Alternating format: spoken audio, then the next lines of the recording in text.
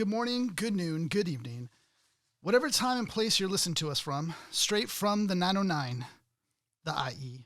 It's Mark, Andre, and myself, Isaiah, and together, I'm hoping we can all say it together. That's hip-hop. There we go. That's hip-hop. Today we have the pleasure, gentlemen, of reviewing the genius himself, and no, it's not Kanye. We're talking about the original G, straight from the slums of Shaolin, the god Zigzag Zigala. God damn the Jizza, gentlemen.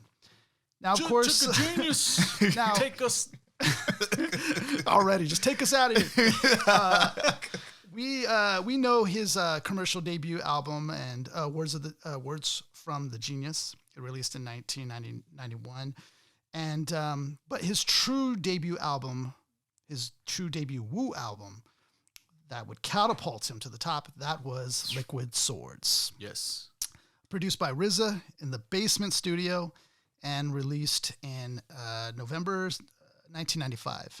Right. But before we get into that, we got the satisfaction to actually see the Jizza live in the flesh just not too long ago. Yeah. And it was just like seeing a master at work, you know. Honestly. He no was question. literally chopping our heads off. If it was Heads were literally on the floor. My head was in a guillotine. Yeah, and it was all I had was a guillotine. I had to have somebody hold my head up and finish the show. I had to carry my head back to the car. Drive with it on the dash. If the temperature was a little bit more warmer, he'd actually be in like a Buddhist gi, like an orange gi. Exactly. But No, sincerely, though. It was like playing a mental chess game. But to see him though actually really do it in front of you, and Yeah. it's like he just had an aura to him. Yeah. And he was like unstoppable. Breath He wasn't even control was trying. on Yeah, his breath point. control was on No deck. sweating. He wasn't even trying though. It looks like it was just part of his so natural zone. effortless, Right. so effortless. So effortless. And he just looks you in your eyes, and just 20 years of history hits you, man.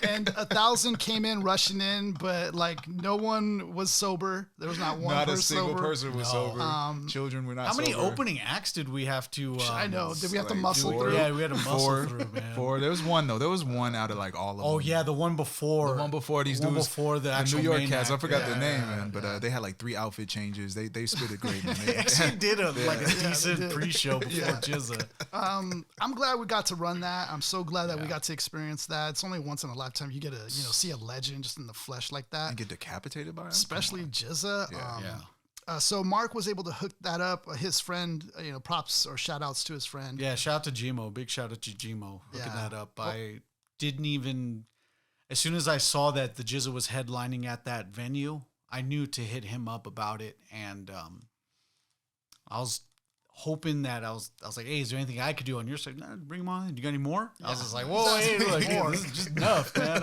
I'm like, yo, This is just call enough. I know. Call some honeys. Like, call some Yo, honeys. Julio. Bring more.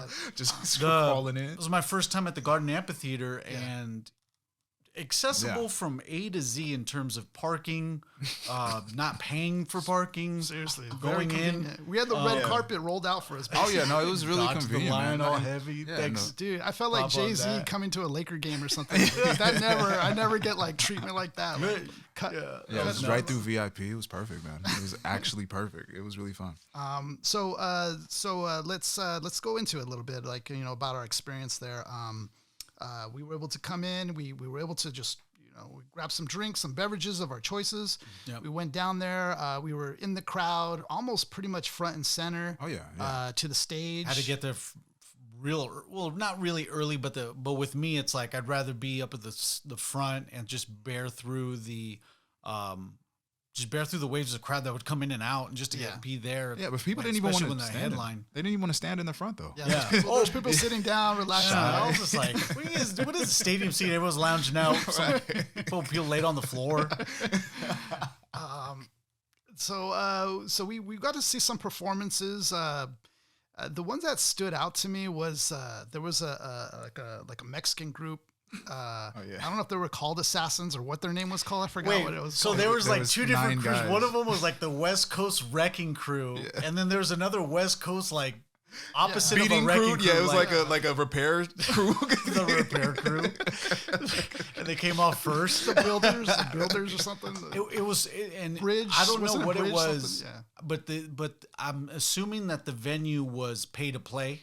You sell. It's kind of like how the Knitting Factory worked back in the day, where you would have to sell a certain amount of tickets, then you'd be a part of the lineup to be headlining with GZA. Right. The thing is that I don't know if anyone was looking at the card, but the fact is that you had West Coast blank blank, and then another West Coast blank blank. One of them was a West Coast wrecking crew, and the other one was like this West Coast something. Western Coast. Right. Yeah, and then that was the most ironic thing. Like I pointed that irony, I think, to you and Andre, but it was one of those things that like stuck with me about the layout. I mean, long story short, though, if we could just like dash through it, it's like the performances from the earlier guys were like decent, and then we had those guys from New York come through. Yeah. The East Coast wrecking crew, totally different. East Coast wrecking crew, the East Coast, and they were dope. They were dope, and then after them, it was like GZA just settled the score for everyone. Right. Everyone was done after that, and I think that's what we were all there for. Everyone was though. pushing late though too. I remember that the MC that was doing the whole event. How y'all feeling tonight? For like the 8th time, and then at that point I was heckling. He was wearing a backpack. I was like, "What's in the backpack? What's in the backpack?" Like we've been waiting, bro. Like you can only say the same things like certain amount of time. Like, get a little creative. Get a little creative. Shout out to how many people are here for the second time or whatever. I'm like, oh, chill, man. Yeah. Let's just get the main headline on. Take your time. But so GZA comes out. GZA comes out. Just letting loose that tongue, the sword. No mercy. No mercy. He does his verse from Protect Your Neck. Yeah, and then he does a lot of the main songs, but then he does select verses from Beneath the Surface. It's like a medley. Oh, man. The one that got me was he actually had time to do the first verse of Beneath the Surface from the album Beneath the Surface. And I didn't know he was going to go all out. I knew I thought it was going to be just Liquid Swords from start to finish. But he dove into a couple of songs from different albums. And then he actually did forgive me for not knowing the one, but the storytelling song where he actually mixed up celebrities' names with an actual model of the stories. Like we hopped from Abraham's Lincoln past the tall bridges and like just went on. He's like, I need Anita Baker, and like just kept going with it. And every I forget line the song. was it's perfect. But it was so clean. Every line was perfect. I've been knee deep in Liquid Swords for the last week and a half, so it's been like something that I want to remember all this. Yeah. But killed it, man. And like I mentioned before, he's there, standing there. His style, whether recording, whether live, he doesn't need to be all the way up here when he's performing. He's not Inspector Deck. He's not You God. He's not Method Man. There's no flamboyant nature to his rhymes. He's chilling like straight this. from the chest. Like he's on a sofa chilling. Enunciates everything. Every word is masterfully placed. And he's really deliberate about his bars rhyming at the end, just with more impact than anything. Every bar. So you have to listen. You have to remain quiet. That's the coolest part I think about. It's like one of the best things, whether recording or seeing the GZA live, is that people are there to like straight up be mesmerized. Like it's like a symphony. You just have to be quiet and listen. Yeah. So coming away from that, like what did we take away, or what are our thoughts like after the performance? Like, did anything hit you? Did we have any epiphanies? Did we have any change of lifestyles after, hearing the GZA? Did we, I miss performing. Okay. Yeah. I miss performing, but I know that the one thing that I took away besides the whole bug of like, oh man, that'd be cool to just like catch wreck on a stage again. But I think the main one was that the GZA is still able to do that at a more seasoned age. Yeah. Mm-hmm. That's the most impressive thing. And like he even did a clean set the whole time. That event's all ages, so it's up to the performance. It's up to the people doing the performance whether they want to be clean or not. Mm-hmm. He stayed clean. That was a cool part. He actually like censored himself. Yeah, and even like for the kids too. Yeah. So because there were some kids in the crowd, and he handled business as far as same deal. Seeing him on stage perform, you see a bunch of different examples of like what not to do as an artist. Like, I mean, no disrespect to the artists at the event, but it just was like kind of a masterclass of how bad you can be compared to how good you can be. Yeah. And just seeing GZA like up close and personal, he has fucking laser beam eyes, bro. Yeah. And so like he's rapping and I'm just vibing to the song and he looks into my eyes. I'm like, whoa, shit, man. And I was like, yo, I like that energy. You know, it's like he's past the song now. He's not even in the song. He's doing something past rapping at this point. He commanded the room. Everybody knew the bars. We were all singing along. So at that point, he looked, like you said, he looked like a monk, bro. Like he looked like a master. I don't want to overgas it, but it's really honest. Like he knows what he's doing. Yeah, He's this was another day in the park for him to just go in. Okay, I do liquid swords. I've been doing liquid swords since almost 30 he could do it with his years. eyes closed. We're coming up on 28 years, 95, right? Coming up. Yeah, dude. Yeah, seriously. So he's been.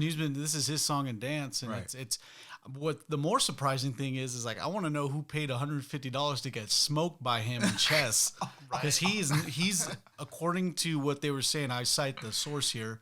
They were saying that between the whole Wu-Tang Clan, it's the GZA, Master Killer, and the RZA is the best chessman there. Does the GZA have like actual credentials? Like, is he a grandmaster or anything like that? No, in order for you to be a grandmaster at chess, you actually have to retain rank until you achieve grandmaster, and then you can actually have the label. But to like be an active one, you have to keep playing in tournaments. And I know he ain't trying to do that. I'm not trying to assume anything, but that's like more like a full-time thing for you to like. You have to keep smoking. You have to keep smoking ranked. Other super chess players. But I would just like, I don't know what I'd do, but I'd like to see him play chess and like just see him work dudes. I'd pay it, to be honest. Yeah. You'd pay to loot, and that's what it feels like. It feels like people would pay just to simply record even themselves. If you notice on the artwork down here at the bottom where he's actually on a chessboard mid decapitation, you see that there's an actual chessboard where the head lands. He's actually on a chessboard, so he does. It's one of his. It was a cool little Easter egg if you look one at the of his album vices. artwork. Yeah. I wanted to say what I took away from that whole experience was his poise, very just calm, just centered. I felt like he just took his time to dissect the rhyme with such intelligence, but yet very raw on the delivery. I feel like just in general, he's like one of the MCs that's just ahead of the time, ahead of the curve, even from way back when this dude was already just on game. He said that he's been MCing since he was born. Like it was just, there was nobody's style that he took off of. Sure, there's people he liked or appreciated, but there was no style he took. It was just, I just was born like this. This is what I do. And so for him, especially being in such a group, he did a solo thing, but then took on the brotherhood and went with the group, and became like the spiritual guidance. Yeah. I mean, you're just seeing a master in his craft, like just, and him to be called the backbone. And Meth said that their group is like Voltron, and he's the head. He's the head of, yeah. It's just we're blessed, I think, to see that with our own eyes, and just the head of Wu-Tang just there in OC, in the OC. Yeah, that was the biggest straight trip from the slums of Shaolin to the OC. I'm glad we didn't have to go anywhere too far. Like I didn't because we know the Hollywood venues, we know any other venues. Like the worst, the best case for us would have been just going down to the Glen Helen Amphitheater to do that. But to do one that I haven't been to, I was just like my whole, I don't know, like my whole anxiety about it would be just a new venue, just trying to understand it and be there on time. That's what gets my gears going as far as like trying to figure everything out. But when I got there, I was like, oh, hey, this is like easy, perfect, great. It was convenient as hell. Yeah. It was really convenient.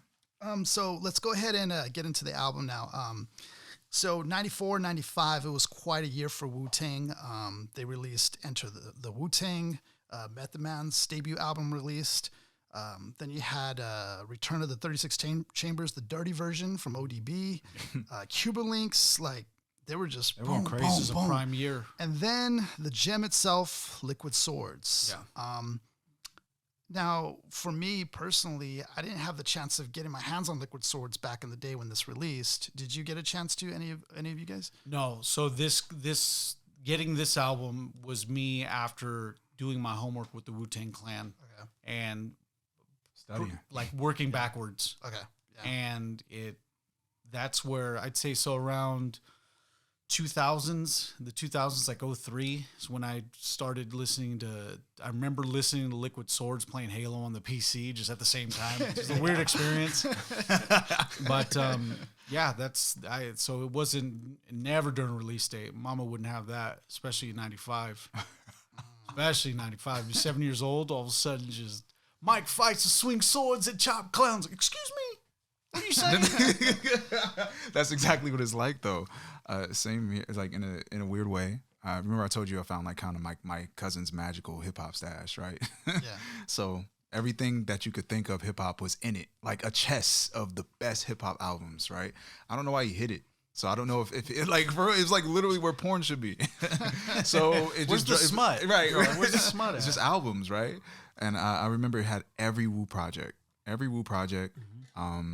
You know, every Outkast project, Eminem, Busta Rhymes, like it was just so many like super hitters, Talib Kweli, on them niggas, right? And I remember seeing this one, and this was after I looked at AT Aliens. Remember AT Aliens had the comic book on it, right? Yeah. So I picked this up thinking it had a comic book, just like AT Aliens, right? But it didn't, but I just loved the visual aspect of it. And then I tried to listen to it, and I didn't get shit. I didn't get it. I didn't understand it. So I didn't know what to do. In regards to like when I heard it the first time, it never connected to me. And as like you said, I worked backwards as I became the lyricology guy, right? I was like, you know, who is that lyricist that I need to refine my skills with? And I was like, we got to go to Liquid Swords. And I sat there and I was like, this is what I've been looking for. It's like it starts just like, if anything starts like a film or uses film, I feel like there's a visual concept that matches to the music, right? So of course, when you start with a film, your mind automatically like jumps into the film world. And then as you listen to the rest of the album, like I'm depicting all of the words he's saying visually.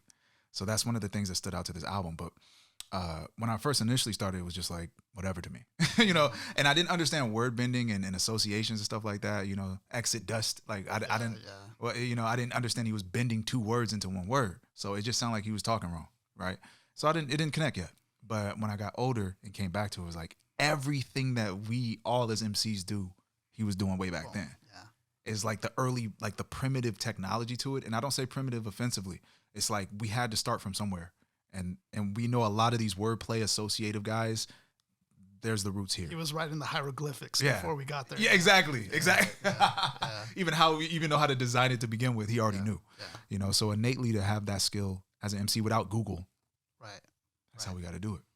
Same for me. I think his lyrics were just too advanced for me at the time. Like as a kid, like over my head. Yeah, it would have been. Yeah, it would have been. Everything was just over my head. So many references that you'd have to, honestly, through getting older. And even the beats, I mean, everything, it was very raw, and I don't think I connected to it right away because, I mean, as you can see, I'm not living in a very raw lifestyle, you know. Right. But I think later on, once I came to really understand Wu-Tang and what they were about and everything, then it was kind of the same as you coming back to relearn everything. Yeah. I think Method Man was my introduction into Wu-Tang, and then my favorite Wu-Tang member would be ODB.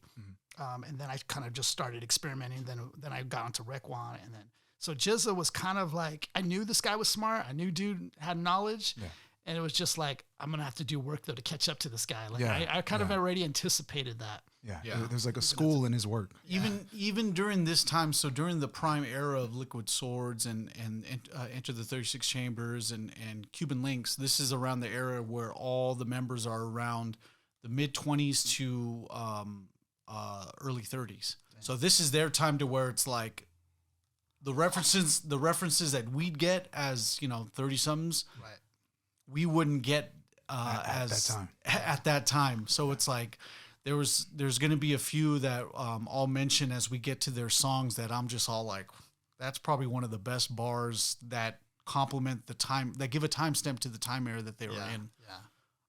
And also too, just a shameless plug, for you guys to get educated into any and everything Wu-Tang Clan. In 2004, they released this book called the Wu-Tang Manual. I don't know if it's out of print or whatever, but this is the copy I've had since I was a wee pup. If you want to buy this exact copy, no, let us know. I wouldn't sell it. It's not for sale. Not for sale. It's definitely a good look into into the psyche of them, into just the foundation. Whole, it's just a great education on anything from the Wu-Tang Clan, whether they're projects, whether they're business motifs, anything that they the mathematics, the alphabet that go with, because Jizza stands for God, zigzag zig Allah. That's God, wisdom, understanding, wisdom, peace, and understanding, and then Allah is arm, leg, arm, head. There's going to be a lot of that in this episode, by the way. Get ready. So, like divine mathematics, dude, it's crazy. Just gonna pull out your notepad and your pen and your calculator, because we're gonna. And before we even dive into it, this album actually recently achieved platinum status. Recently achieved platinum status. And so perfect timing for us to talk about it then. The other thing too is that during this time with Liquid Swords, 36 Chambers, and I think it's only built for Cuban Links, 3 different labels actually had those 3 artists. So it's I think it's Loud, Geffen, and Def Jam. They actually had one bin. They actually all came together. All 3 labels came together to supply one big bin to promote Jizza's album, Raekwon and Ghostface's album, and then the 36 Chambers, I believe. And that was the first time 3 labels from separate entities actually collectively did a promo for record stores and stuff, and had them all in the same bin. That's like Nike, Reebok, and Adidas promoting 3 different ball players that were under the same team, from the Miami Heat or something. Yeah. So I think that was pretty cool. That's one of those things where it's the cool facts that the Wu-Tang Manual would educate you on. The influence. So, yeah, absolutely. I mean, to imagine it, to take that bet. I know. We got to sample that. I don't know. So let's talk about the cover of this. Yes. What do you guys think? Yeah, like I said, when I was a youth, it just looked like a comic book to me. Yeah, it does. So that's kind of what got me involved. It just looked like a comic book, but that was after seeing the AT Aliens cover, and I was just like, oh, you could make comic book. I was going through the AT Aliens, and they have a real comic book in it. Yeah. So I was like, oh shit. That's kind of what I miss about hip hop. When they would go that far with the theme, right? I miss them taking it back to that feel of it being comical, not comical as in humorous, but just that creativity aspect of that, and also humor too in it as well. Mm-hmm. One of the things I was thinking of with Jizza, because we talked about Slim Shady on the last one, and I thought, well, Slim Shady's obviously comical in his raps, and I was kind of concerned. I was like, well, what if we can't really joke with the Jizza, because the Jizza. But there's some things when I was going into this that I was laughing at, just how insane Jizza gets with this with his verses. Sometimes I'm like, how are we supposed to know all that? When would I study this without Google? I think it's funny to try to pretend and think about how this album is without Google. Yeah, there's no Google. I'm I don't know what the fuck anything is when he's saying. And picture there being no genius, after genius, but picture there being nothing like that, and you just have to figure this stuff out with an almanac and the Bible, right? Any nearby literature that matches the what minimum. He's there should, instead of the parental advisory stamp, there should be warning: you need a bachelor's degree or higher in Eastern religion to understand this album. Associates at least, theology degree. Fun fact that you mentioned that it looks like a comic book is that actually the Jizza did hire the illustrator who was an avid comic book fan to design that. To design that, and you also see the chessboard, like I mentioned earlier. He's literally mid slicing somebody with a microphone in his hand. That thing's cool. You see the bodies all in the back. The Wu-Tang soldiers are still handling business in the background. There is this mysterious character kind of floating or levitating in the back he kind of looks like death, but I think that should or maybe does represent Shogun. Because the whole album's kind of Assassin. around that. I feel like it might represent Shogun, and the Jizza's kind of that assassin. So the Shogun's kind of watching him assassinate. Work as he does what he does. Yeah, I can see that. Yeah, maybe. They're in some sort of vacuum space. Stupid! All these extra details. He's a vacuum. He knows the exact location they're fighting in. Continuum realm. Wait, let me see. They're in some sort of realm. We used to. Oh yeah, this is just the shadow realm. It took 2 realm. episodes for us to start saying realm. Realm. Wait, we did again. You said realm on the first episode. Oh yeah. You said realm on the first episode. Realm's gonna be our thing in each one of these episodes, I guess. But for this, this is some sort of realm. This made me Shadow think Realm. The Shadow Realm. Yeah, the Nether Realm. Nether Realm Studios put this one together. Now, as far as my, when I was young, it's just the ideas. It looked like candy, man. It looked like candy. It looked like something that would make sense to me. But unfortunately, the seed was set though. That's what makes it genius, right? As a little kid, or I wouldn't say I was a little kid, but I was young enough to listen to it and go, "What the fuck is going on?" I understand it. But even in that context, it's like the seed was planted, and then ever since the time I heard that, this album's been in my life. It just pops back up every time. When me and Mark were rapping, it's like Mark went to the school of the Wu, and I went to the school of like Busta Rhymes, Eminem, and Mos Def, and Talib and them, and like Common Sense, and we came together like Wu-Tang. We came together like Outkast, you know what I'm saying? And that's kind of how we did it. I felt like he had the Wu-Tang kung fu, and I had the kung fu of all these other different aspects of rap, and that's why we bonded so fast. So when you hear Mark's lyrical style, we're not talking about our music, but we're just saying when you hear his style, just do a shameless promotion. Right, shameless promotion. No, but when you hear his perspective lyrically, how he writes his poetry and how he writes his bars, it comes from the school. You can definitely hear it out of Mark. Right. He'll say a bar that like lasts 10 years from now, and that's how GZA raps. Everything. That's exactly on point. Like the rhyme style is my last bar rhymes with the end of the other bar, but it's all painting a picture from the start of the bar to the end, but it's super deliberate. And I take a lot of influence from the GZA the Genius. I think Liquid Swords is in my top 10. I think the GZA is one of the top 10 rappers of all time.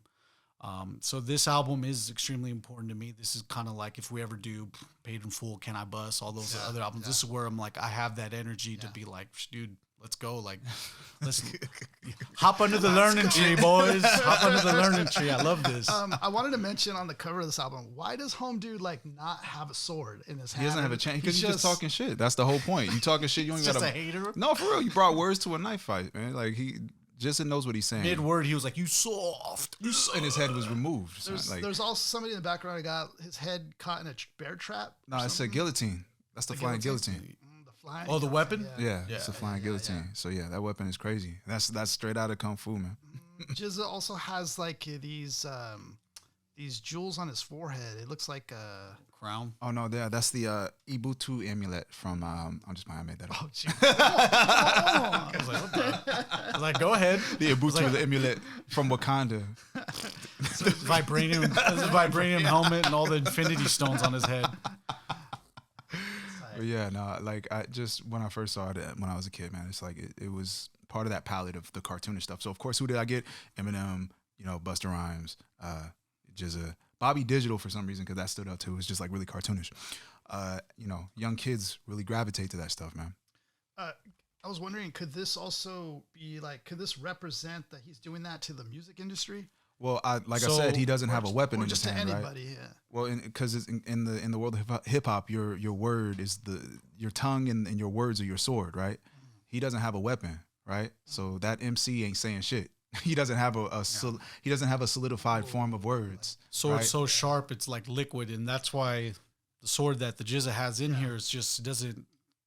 Not necessarily, it does have the shape of a sword, but you kind of see that there's like, I don't know, liquid remnits at the end of it. Yeah. Pretty cool. It's just basically it's always been the concept of the album. Yeah, it goes to the theme. Can I ask you guys, what did you guys think of the title Liquid Swords when you first heard it? That was pretty cool.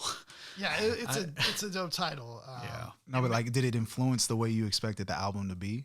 Because as a kid, remember, I'm young. I didn't know what the fuck a liquid sword is, with no context of metaphors and stuff. It did like right away. I did get that it did have to do with the tongue being the sword. I did put the two and two together with that. So then that did lead me to expect that GZA was going to go off on this. It's just that when he went off, I wasn't able to catch up to everything. He was my soul chi wasn't ready. Yeah, he was like throwing out like a bunch of flying spikes at me, and I was just like, whoa, like, so I felt a little bit unprepared at the time. But now, now we're here. We're here this is catching them all. Like, right, we're getting them now, though.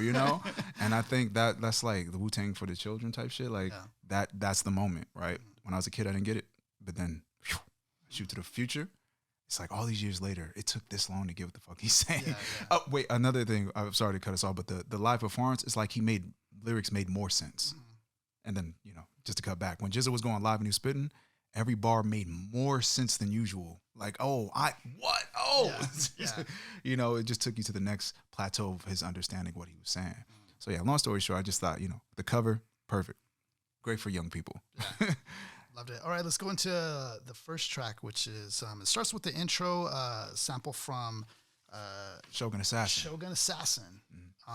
I've never watched Shogun Assassin, but I from doing this, I kind of understand what it's about a little bit. Do any of you guys, have you guys watched it? No, I know that's the actual Kung Fu flick where it actually talks about the actual liquid sword. Is that from the actual Kung Fu flick? So this is what got me. Okay, so I'm thinking, okay, liquid swords, right? So I'm looking up Liquid Swords, the movie, the Kung Fu flick, and I ordered it to be sent like next day, whatever. I popped it in. I'm watching it on Minority Track, right? And I'm like, what does this have to do with anything of Liquid Swords, the album, or Jizza? No quotes from it? No quotes from it, no nothing. I'm just here just watching a Kung Fu flick. Yeah. There is a point where it eventually gets to like a liquid sword, but it's so like, the screen time is very like, it's at the end, and it's not hardly even mentioned. It's a great Kung Fu flick though. Like, is it at the end? Is it where that guy's like, to be cut for my own sword? Ridiculous. Is that at the end? Because remember where that dude like finally like exhausts himself and he's like, all you just hear is his life liquid escape. Life liquid?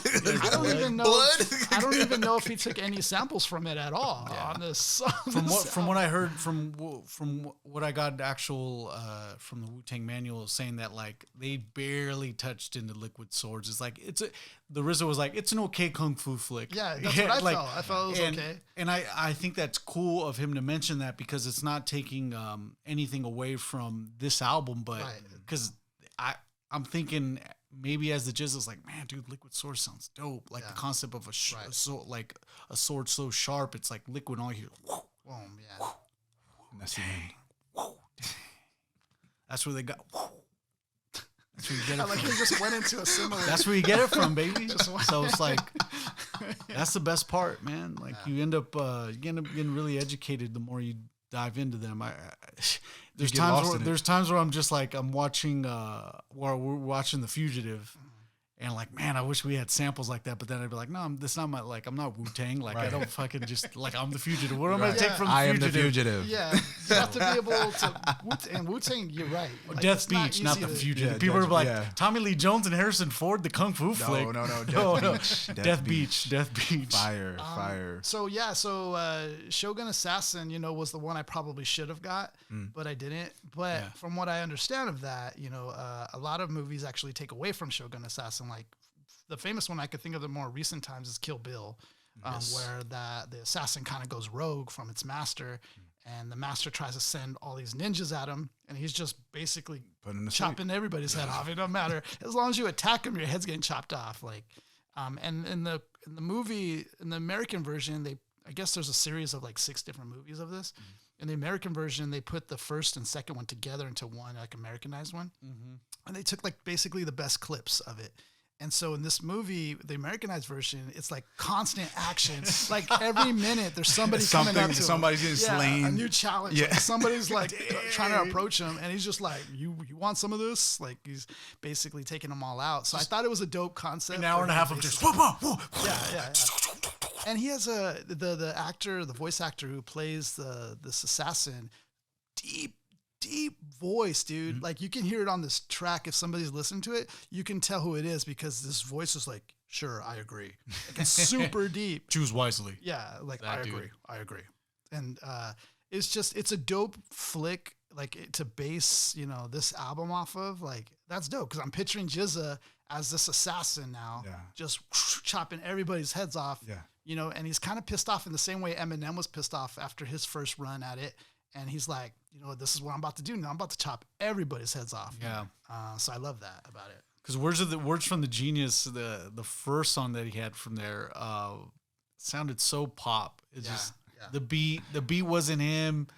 The instrument, like we actually like, there's the times where we actually freestyle to that instrumental, and it's really tough to, like, it doesn't feel like a Jizza beat. It doesn't feel like, at all. But this is a cool approach. This is the new identity, the new, it's under the Wu-Tang banner, which is cool. Yeah, and so this intro starts off with the child, which is the assassin's like son, who's basically telling this narrative of his what's going on, and then it leads into to RZA and Jizza's sometimes their hook that they would sing together back in the day. I thought that was dope. I heard Jizza talking about that. I guess RZA was the one that recommended that hook. RZA's the sauce, man. Yeah, he is. Yeah. He is the sauce. He's the Abbott, baby. He's the Dre of the Wu-Tang. Like, Bobby Steels. And just everything, man. His guidance. MC's and to have Jizza and the RZA, that's like, dang. Match made in heaven, man. So they start off with that. What do you guys think about track one? It might fights that swing swords that cut clowns. Like it's like the album cover. Like, the song is like the album cover. Yeah. I flow like the blood on a murder scene.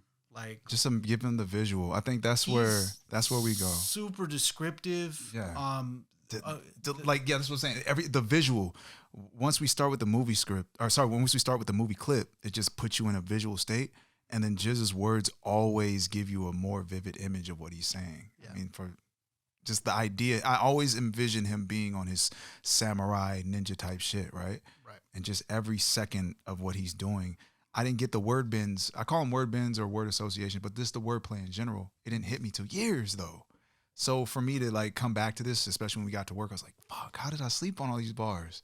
You know, so that's where I'm at, man. What do you mean by word bends, Andre? What do you mean? Word bends like exodus or smoke it exodus, right? Yeah. That's a word. You bent the word to sound like another word. I mean, the actual word for it or a term for it is word associations. That already I missed. Homophones and associations, right? I missed that already. So, but like, let's just say I'm a dude in the street and I ain't go to college. What the fuck are you talking about, right? Somebody's gonna make up the term and they're just gonna make up something. So mine is word bending because you make a word bend like another word. Perfect. Jizza does that all the time. He's like, it's like, you know, like Avatar bends air, right? Yeah. He bends words. Straight up. And you talk about these albums, you talk about the Wu-Tang banner itself. In order to market and to be so confident within yourself, with you and with you and 8 other members, knowing that, hey, look, we're kind of alienating ourselves because all we do is base stuff off of kung fu flicks. We have our own, we have the slang of New York around the time, but we also have our own slang that we use too. We're really taking a unique approach to this hip hop. And not only that, we're taking a huge risk. But the beauty about all that is that they all believed in it. And so from what the story is that they all, for like the first album for 36 Chambers, they all just went in on it and then pushed out 500 copies each and just went out, and it got crazy, crazy play internally. And then it went from record stores then it went to the universe. Mainstream radio. Mainstream universe. But you see, it's just like you're really isolating yourself to the people that are a little educated into martial arts flicks, maybe the people that would like to be involved in it, and you're hoping that it'd work because you know you believe in it. That's the beauty about all of it. They never changed for nobody. They were always the Wu-Tang Clan. Right. You know, each of them did take their individual approach to solo albums and everything, but I think that the Jizza was the closest to never straying away to where he felt like, hey, look, this is the most Wu-Tang solo project from the whole bunch, especially during that time. Because Cuban Links is more about moving weight than about kung fu and everything. Yeah. But the Jizza's, even off the jump, it's kung fu. Yeah. It's lyrical swordsmanship. It's that you're watching a metaphor. Yeah, it's like just it's a metaphor the whole time. There's a bar down there. You catch a swollen heart from not going smart. I put mad pressure. Like that's one of my favorite lines. Whoa! Yeah, exactly. And the hard part to describe about Jizza's writing style is that some people think in couplets or they think in individual bars. At the end of the bar, like Mark said, there has to be a rhyme, right? So a general listener thinks that too. At the end of the bar, you got to have something rhyming. Not the idea that you wrote 4 bars that connect to each other. You know what I'm saying? Mm-hmm. Back in the day, it was just, I'm the dopest on the mic, and I'm here to say, niggas can't spit like me, you gay, right? Jizza's whole thing, right? But no, because Jizza will be like, I got the Batman that hit a Joker. You think you going to get Robin, son, I'll own you or something, right? Mm-hmm. So now he's going all over the place. He did all these different connections. Jizza to me at that time, imagine I look at everything like technology. That was technology that we hadn't have yet. Mm-hmm. So to hear him doing it at the time, we didn't get it. It slips right over our head. Right. There's a comedy called Police Story that eventually came to the show the movie Naked Gun, right? And the original Police Story was so ahead of us that it got canceled because people didn't get the jokes. Police Squad. Police Squad, my bad. What did I say? Police Story, that's Jackie Chan. Police Squad, though. Police Squad, it was just so ahead of its time in that period. They didn't understand wordplay, puns, and doubles, and all that stuff. It just sounded like gibberish. It didn't make sense, right? And then it took all the way to the fucking 90s for them to get it again. I think the show premiered in the 70s or the 80s. It took them all the way to the 90s for us to get that style. We didn't even understand the wordplay shit. That's how Jizza feels. He just was like so ahead of us that we didn't even know what techniques he was utilizing until we all went to college. Right? Till we got out of college and went, oh, that's what Jizza was doing. I like the fact that he's like basically coming out saying like these weak MCs just are not even comparable to what I'm about to dish to you right now. Like lyrics are weak, these clock radio speakers. Dude, yes, dude. And I was thinking about that. I was visualizing this.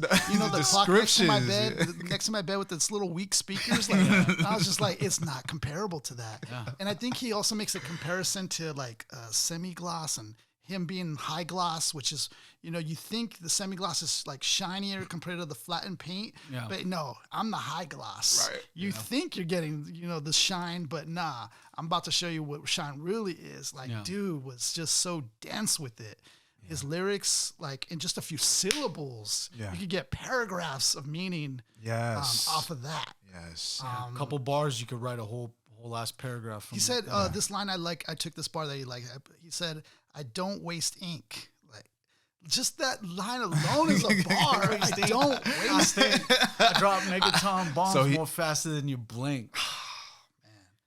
I don't waste ink. The idea is every time I write a bar, it's not wasted. Yeah, I don't waste a single bar. I'm on every line he's saying now because I'm like, he doesn't waste ink. So everything's like something. Like, it's not just a filler in those lines. So, like, I just love his delivery of that and him coming out just showing, you know, you guys didn't like my first album. You know, maybe it was a commercial failure. Check me out now. Like, I'm coming with the crew now. Yeah. Like, you know, and you're about to get stabbed from all directions, you know. Do you think it makes it better that the whole song is just bathed in metaphor, right? I'm thinking of technology again. You know, back in the day, we just had a certain way of rapping. I feel like he bathed everything deep in a coating of metaphorical rapidy rap. You know what I mean? Like kung fu type shit. And when I say it like this, it's like back in the day, that wasn't cool, but they made it cool, right? You couldn't be any other rapper fucking around talking about it wasn't the norm at all. Right. That style was not the norm. Like they got away with something we can't talk. You know what I mean? Like they got away with it. You can't do it again. You know what I'm saying? So yeah, I really feel like I'm trying to think of quotables that they keep passing through my head. We were just bumping the shit in the car before we got here, get you a screen. Yeah, that's what I need. I need a projector right in front of my face. Because I know you memorize stuff too. Oh yeah, we need to get you a screen. I know. So what I was gonna say is that for this first track, I loved it because he did come out and because he was basically just saying he was incomparable to what was out here at that present day. Basically, and I love the fact that you said that he's metaphorical. I don't know. To me, I almost feel like maybe he's the most metaphorical in the group, but I don't know if there's somebody else that you guys could think of that's maybe more metaphorical than him, but I feel like he's probably the most metaphorical in there. RZA's drenched in metaphor too, though. Like, yeah, as far as like the RZA style is his very own. It's like a very odd signature. But he did kind of get it from the Jizza, right? The Jizza kind of put him on, in as far as like kind of showing him the ropes a little bit. Yeah, but it's Jet Li, Jackie Chan kind of. I think the person that's going to give you the craziest, like if you really want to go from the whole clan and be like, hey, look, I got one verse that I need to pop off. It's Inspector Deck. Inspector Deck's going to give you that. It's Triumph. You only need to go to Triumph to be. This is Triumph. Is his metaphors better though? Like Inspector Deck's metaphors, you think are better? Oh man, Inspector Deck's the like he's the technician. Yeah, where Jizza is like tough, dude. Jizza is kind of like Jizza's an identity. That's like trying to compare. It's kind of like, okay, so let's go with it's like Inspector Deck's like E Honda with the 1,000 Palm Strike, right? Yeah. And I love that reference, though. That's like a Jizza Sagat. Sagat, it's just deliberate kicks. Yeah. Like just waiting for you power. to make a mistake. He projectile low, projectile high, just waiting for you. Yeah. But with like Inspector Deck, because he's the most metaphorical. I mean, you even look up Triumph, like his Triumph his Triumph verse. Mm-hmm. Yeah. Lyrically perform armed robbery. Possibly they spotted me. Battle scarred Shogun forensic when my pen hit. Well, Tremendous. What was Battle scarred Shogun? Explosion when my pen hits. Tremendous. Ultraviolet shine blinds forensics. Like oh my god, like that. That stuff right there, like it's gonna be that dude. Like Inspector Deck. Can you imagine coming up next after that? Yeah, exactly. Oh, like next. But that's the best part is that each of them have their own unique style. But with the Jizza, it's like this is the first song out of this album, but it actually dictates the pace and lets you know, hey, look, we're not going any higher than this. You guys are gonna listen to this album. This ain't a party album. This is an album where like, hey, I'm gonna tell you something. But with that being said, it's got to be you to listen. It's a lot of education in this album, and it's not too deep into like stuff that you'd have to get like, oh wow, I actually got that double meaning or whatever. No, a lot of it's very deliberate, very descriptive, right in your face. There, and a couple more songs we'll go into that really tell you a lot too. Yeah, we're still on the first song, brother. Yeah, we're still on the first song. One more bar I liked out of here is he said, "I'm low key like seashells," and for some reason that bar just like I was like thinking of a seashell just chilling on the beach, just low key as you're like people are all around it. I'm like, dang, dude. I'm very descriptive, like you said. Small entrance, wide exit like a funnel. So deep it's picked up on radios and tunnels. Also, I want to mention on this track, I could have sworn I heard the background, somebody doing like a dub of like splash sounds or something like that too. I don't know. So check it out. Maybe I'm wrong on that, but I thought I could have heard some splash sounds. Maybe Cold World with the breeze. That's what I'm thinking. Like that's. I think this track too, though. Oh, okay. For sure. But all right. So do you guys have anything else to add on this track before we go on? I'm on a mission that niggas say is impossible. When I swing my swords, they're all choppable. They're all choppable. Yeah. I love that, dude. I love that. So second track, we're talking about Duel of the Iron Mike. Oh yeah. And we have another clip from Shogun, I believe, where he agrees to accept the challenge. And I love the samples here that Riz is choosing to use. They just sound funny to me. They're because it's like I heard you're using an old style. Yeah. I wonder where you learned it from. You learned it from. Yeah. You should know. I should know. You should know. I have forgotten. Do you want to show me? Oh my god! It's so like dope, bro. Go ahead. And talking about off the jump is the first bar, if I'm not mistaken. Picture bloodbaths and elevator shafts. Something. It's a dope bar though. Slow edited. Like Murderous Rhyme type from Genuine Crab. Yeah. Check the ink. Slow moving MCs is waiting for the editing. Just like. But then you got all these plays on print and editing, print, like so it's like. And all that. But to imagine like in a couplet, he's saying probably four ideas. And at the time, we were expecting by the end of one bar, only one idea, maybe two. You know, we have to consider the technology of the time because everybody likes to boost what we have today and try to bring it back to the past. Right. You know, a lot of people say like, "Oh, MF Doom said this." No, he didn't. He wasn't rhyming like that back then. So just like this, Jizz is like, "Oh, people are trying to put the new wordplay technology on what he was doing." But back like what he was doing here, straight to the point. Picture bloodbaths, right to your face, right? Yeah. You literally visualize what he's saying. In a couplet, he's able to say 4 or 5 different messages. Back in the day, we weren't anticipating that, though. Like, you have to consider this. Right. You have to consider this. Right. At the time, we were thinking in couplets, maybe, or even in individual bars, right? Just because everything was simplified. So Jizz is, like, giving you fucking a whole quatrain. That's 4 bars of a story. It's like a vignetted story. And then he starts another story that's continuing his story. You know what I'm saying? Yeah. Like, if I use 4 different references, print, paper, read, like, you know what I'm saying? That's what he's doing. As far as Jizz, this is called scheming in battle rap. And he's doing early versions or early iteration of what scheming is today. Scheming today is like we grocery list. If I say Pokemon, then I'm going to do like 20 references to what all the Pokemon we know, right? So Jizza was doing a very early version of this. It's just not as dense as we have it today, right? It's like, if he does Pokemon, he's like, when I peek at you. And that's all he's going to say, though. You'll be shocked when I peek at you. And that's it. That's all he's going to do. But today, the guys that we use, it's got like 20 different layers. Right. You'll be shocked lightning because I'll enlighten men when I peek at you. Yeah. Woo! You'll be ashes, right? They'll do all these extras. So the birth of that is coming from this, though. That's just the way that they piece together these little schemes. Or themes, rather, if you want to call them that. Can we go into that bar? I don't know if you guys took much thought on it, but the bar where he's saying check the print. Yeah, that's the one I was referencing. That's literally what I'm preferencing. So what do you get out of that? What is check the print? So you have to print something out. It's where veterans spark the letterings. So the letterings and associations to print, and then slow moving MCs is waiting for the editing because you cannot finish the printing process until somebody edits. Yeah.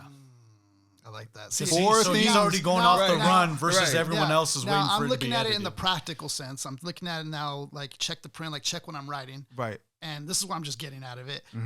We're veterans, spark the lettering, so we're sparking, like we're writing fire basically on these letters.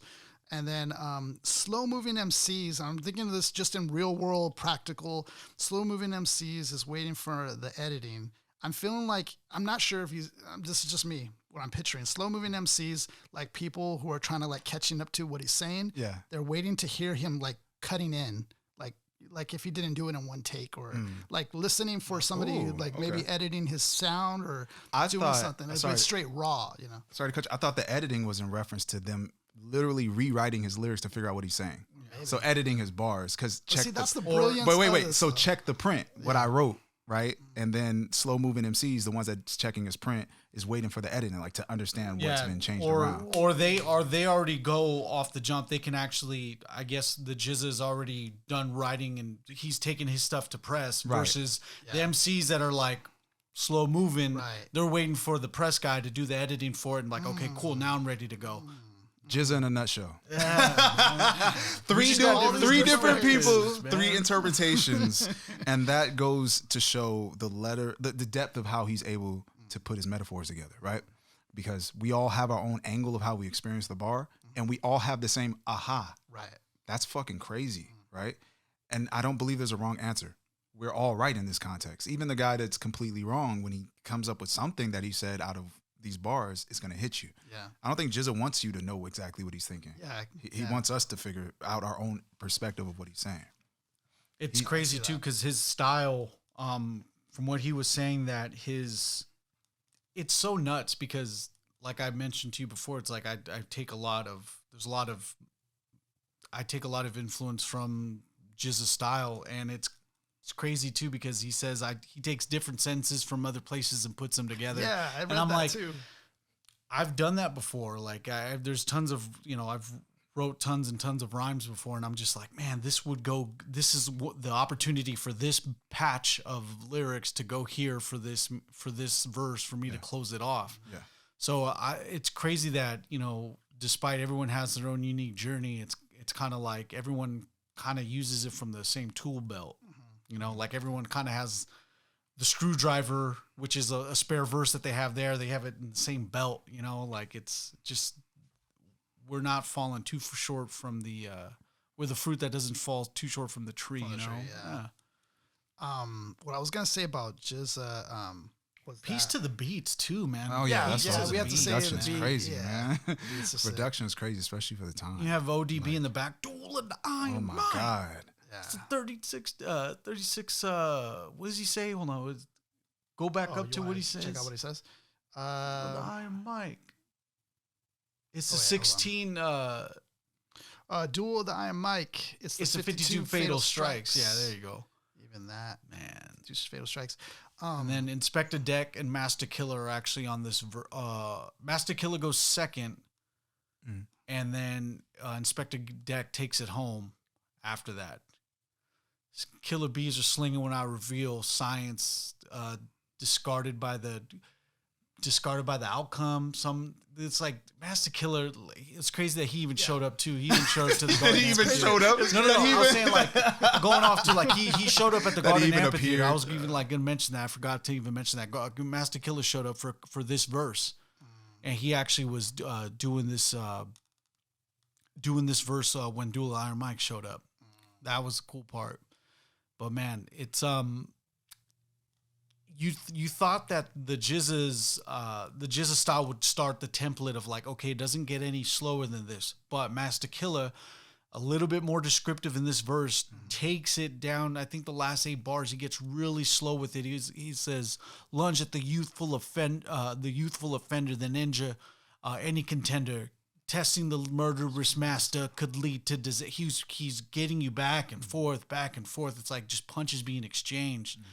I thought that was cool because it was like, oh man, like, I was just like, I didn't know it could get the tempo could get any more slower to the benefit of Master Killer, because it's like, hey, look, Jizz has already paved the way for me to go slow as I need to. Jizz has already set the pace. As descriptive, that's what I liked about it. Yeah. Explode through your barrier, rips the retina, like, that's so cool, man. Your barrier, though, like your auric like, field. A lot of there's this really interesting balance of what they do. All of them. It's like this perfect street aspect with their spiritual aspect. It's just the spiritual aspect is the kung fu part. Yeah. So that's like, to make it sound so descriptively nerdy, but it's street as fuck. And then Inspector Deck just takes the whole song and shakes the shit out of it. And he's all like, how does he start off? He's like he's at where young bucks bust, stuck in handcuffs, foes get dust when bows rush. Like, damn, like it's another one of the. It's like, it's kind of like you just see how crazy Inspector Deck is. Like it sucks. If there's ever a feature that he's on, I'm like, oh man, like if I go first or last, I'm screwed because he's on the. He's coming to bring it. But put him on the song. That's always the good part though, because it's like it brings the best out of everybody, especially if you're all in the room together and like recording a track like that. It just does only to the benefit just hyping the song up all together. And fun fact, we actually met somebody that worked with Inspector Deck. He wanted to do a feature with us. Dang. Remember we met him at a bar. He was a cool guy. Fun fact for anybody who didn't know. Who's that? The one dude we were at DBA? No, not DBA. The one in Rancho. The bar in Rancho Cucamonga. You'd have to be a little more specific. The one that we always go to in Rancho Cucamonga. I forgot the name for some reason. Roadhouse. There we go. Yeah. Roadhouse. Met old boy at Roadhouse. He was a collaborator with Inspector Deck. And that's just tight. Like, we chopped it up. Yeah, all 3 of us were there. Apparently they forgot, guys. They forgot so much. Time passes so fast they don't care. We were deep in philosophical thought. There's another line in here about that Jizza spits. He says the liquid solutable that made up the chemistry. Oh yeah. As gaseous element that burned down your ministry. So when I first heard that, I was a little lost on what he was talking about. But then as I kind of like paused and stopped the tape and looking down at it, from what I'm gathering from that, liquid solutable would be like the pin. And as it keeps going, it says, remember, look, he said herbal vapors and biblical papers, smoking exodus. Yeah. Yes. With every square yard is plush. So I'm always looking at this in the practical sense. Yeah, don't do that. All right, so here's the rule for Jizza, guys. Don't close your eyes and don't look at the lyrics. You have to hear the words, because one word might be 3 words, Right. So you can't look at the lyrics and listen to the music. So you have to close your eyes and let the layers pop out. So like when he's saying herbal vapors and biblical papers, is he smoking a blunt with the Bible scriptures, or is he smoking a blunt while reading the Bible? The paper of the Bible is the same, so it's the same. Just really good. It could be really good paper, or it could be biblical papers. But then he goes the next bar, smoking exodus. Yes, every square yard is plush. So if he did smoke the Bible, he would be smoking a page out of Exodus, right? So he's smoking dust. He's smoking dust in the Exodus paper that he wrote from the Bible. Smoking exit dust. Right. So crazy. Dude. So just think about that, man. Just the picture. You have to look at it and visualize it. And then I'm also taking it, when you mention a word like Exodus, like that in itself brings in a whole nother story of a people leaving one place, going to the promised land. And I'm kind of thinking this is Jizza. Like he left the industry. He's now in the promised land with his crew. Yes. They migrated and they're doing their own thing. They're in the promised land. And every square yard is plush. Every Every bit of this land is what MC is writing that in 95? Yes, exactly. What MC is writing every square yard is plush in 95? Right. Right. Like, nobody. The year, consider it. You have to consider it's beautiful. the year. It's him just looking at him like, this is me 100%. Like, this is just like, you could just take the fingerprint and right there. It's just all him. It's his identity. And he doesn't betray himself with it. We've seen commercial projects where like a lot of people are not who they are when they started back in the day. Like, there's too many to mention, but yeah, we've seen that. But with the Jizza, it's like, no, like, but I hate to sound contradictory, but besides words from the genius, this is his approach to where it's like, again, he's taken his first authentic approach because he's now under the Wu-Tang banner. Ready to chop heads off. You know what? I didn't know that where he came from, there was a lot of other artists also came where he came from. What was it? Where he came from? I can't remember the city or where it was. He came Staten from. Island? No. Jersey? No, it was a different. I have the map right here. Thanks. He has the the whole map. I have the script. Yeah, Bed-Stuy. Bed-Stuy. Bed-Stuy, yeah. Oh, yeah. So, Bed-Stuy. like, I guess Pro Era. Jay-Z came from there. Pro Biggie, Era. Mos Def. So Capital Steez. There's so you got to even look too. There's all where you come out of, like, dang. Dude, not even that. Even if you just take Mount Vernon, New York, I'll be sure Mike Tyson, Denzel Washington, like all, dude, I'm telling you, like right crazy, now, dude. Mount Vernon's like just, I think like square blocks. Yeah. But we're talking like New York in general is right. just even if you go to Manhattan, even if you want to do Bed-Stuy, you go to other boroughs, it's probably the most talented square, like 40 square miles. There's a lot of Michael Jordan, Brooklyn. It's the perfect struggle. And so, like, when he says that bar, he's not even lying. He said, where money don't grow on trees and there's thieving MCs who will cut your throat to rake leaves. Go do that thieving whole MCs. bar. Right. Do that whole bar and just hear the whoosh, whoosh, whoosh. Mm-hmm. Just go. Everything just start with, what is it? In particular, I bang like vehicular homicides on July 4th from Bed-Stuy. But he bangs. Right, so the sound of 4th of July fireworks coming off, but also like vehicular homicide, I'm hitting the motherfucker. Right. So it's I'm running over him. Yeah, but it's like you have to watch two pictures at the same time. Right. And that's the fun part. Is my favorite thing about listening to Jizz is you close your eyes, don't read the words. Close your eyes and then watch the words pop in front of your face. And the way he does it, you'll see the words branching into different different like vignettes of different videos, right? And just hear the back and forth with this. Where money don't grow on trees, there's thieving MCs who cut throat to rake leaves. Right. They can't breathe, blood splash, rushing fast like running rivers. I be the whiskey in your liver. Ooh. Dude, it's like look at the visual, dude. The blood splashing, and then you see even a kung fu flick that does that when you slit a guy's throat in a kung fu flick. Beautiful. They show the leaves and they show the blood splashing on it for effect. That's like a iconic kung fu movie scene for samurais. Yeah. So all the visual depiction of what he's speaking of is like common in kung fu movies. It's a common trope in kung fu. So it's like he's doing everything exactly how I expect him to do it. It's like a movie. Yeah. No, it's like the most typical lyrical shit, right? But here's the thing though, modern lyricists today are just they overstimulate you with so much content that you can't like absorb it. It feels like he didn't overdo it somehow. I don't know how to explain that. He didn't overdo the lyricism, even though each line has 2 to 3 meanings, 4 meanings. It doesn't feel like I'm lyrical all the way through. That's why I trip out with the Jizza, because he feels like he's so laid back and just like, Well, he's not patterning. Boom, boom. Like Inspector Deck is a pattern guy. He does a lot of pattern rhyming, which is more, it sounds like more words per bar, but it's not. It's just more matching. It's 1 2 1 2 1 2. Right. Like, and what be rhyming with it. Jizza's doing rhyme-wise is like he has these like little miniature picketed internal rhymes, he's not going for these whole 5 to 6 syllable, attacking an MC, I'm smacking him instantly or something like that. He's really like, I get my man and shoot him, like, but it's very specific. I do what I can, I do it. He's not doing big matches. He's doing individual isolated rhyme syllables, and it doesn't sound dense. It doesn't overwhelm you. When you listen to the newer lyricists, I like to think of MC named Daylight. He's a battle rapper, but he does music. His music's so dense. It's like I can only listen to one album and I'm done. Yeah. Whereas you can have this on repeat and it won't overwhelm you. Like it won't overwhelm you. You won't be full at the end of it. You know what I mean? A lot of MCs today is like, I gotta rhyme the whole sentence and have a story and have it play backwards and shit. Like, you know, he's doing the most primitive form of what we have today, and I say primitive with respect.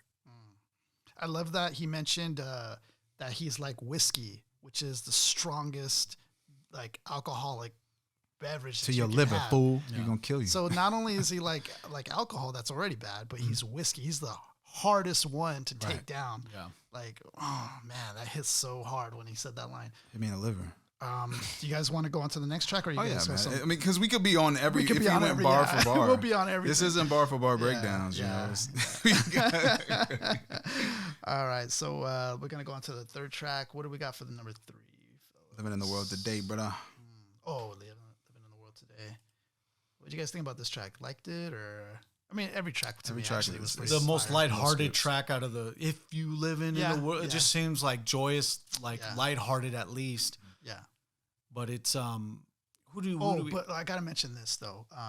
On the beginning of this track, dude, I didn't. This went way over my head when Riz is just talking in the beginning of it. I didn't even really get that part where he said, "You got the capital G, Z to the A, C." Dude, I was just like, how can you communicate so much in a small amount of time? That short of like, that's dude. him, you know, and just like he's saying it like nothing, like in the beginning of the track, and I'm just like, that's a whole album in itself, which you just said right there. Stupid that one part. That part is the album. They sell that one part. It sells. I just thought it hit hard, but RZA, man, he's the sauce. I'll say that every time. Yeah. So with this track, what do you guys feedback on it? What do you guys think about it? I just can't start crying every time I hear it.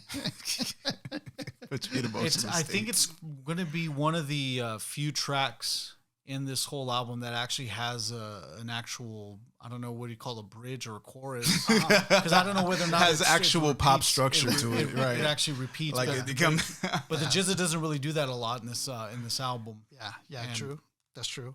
I liked, there's a bar he said about giving crazy shout outs, son, and here's the outcome. Cut across the semicolon. I think I just mentioned that earlier.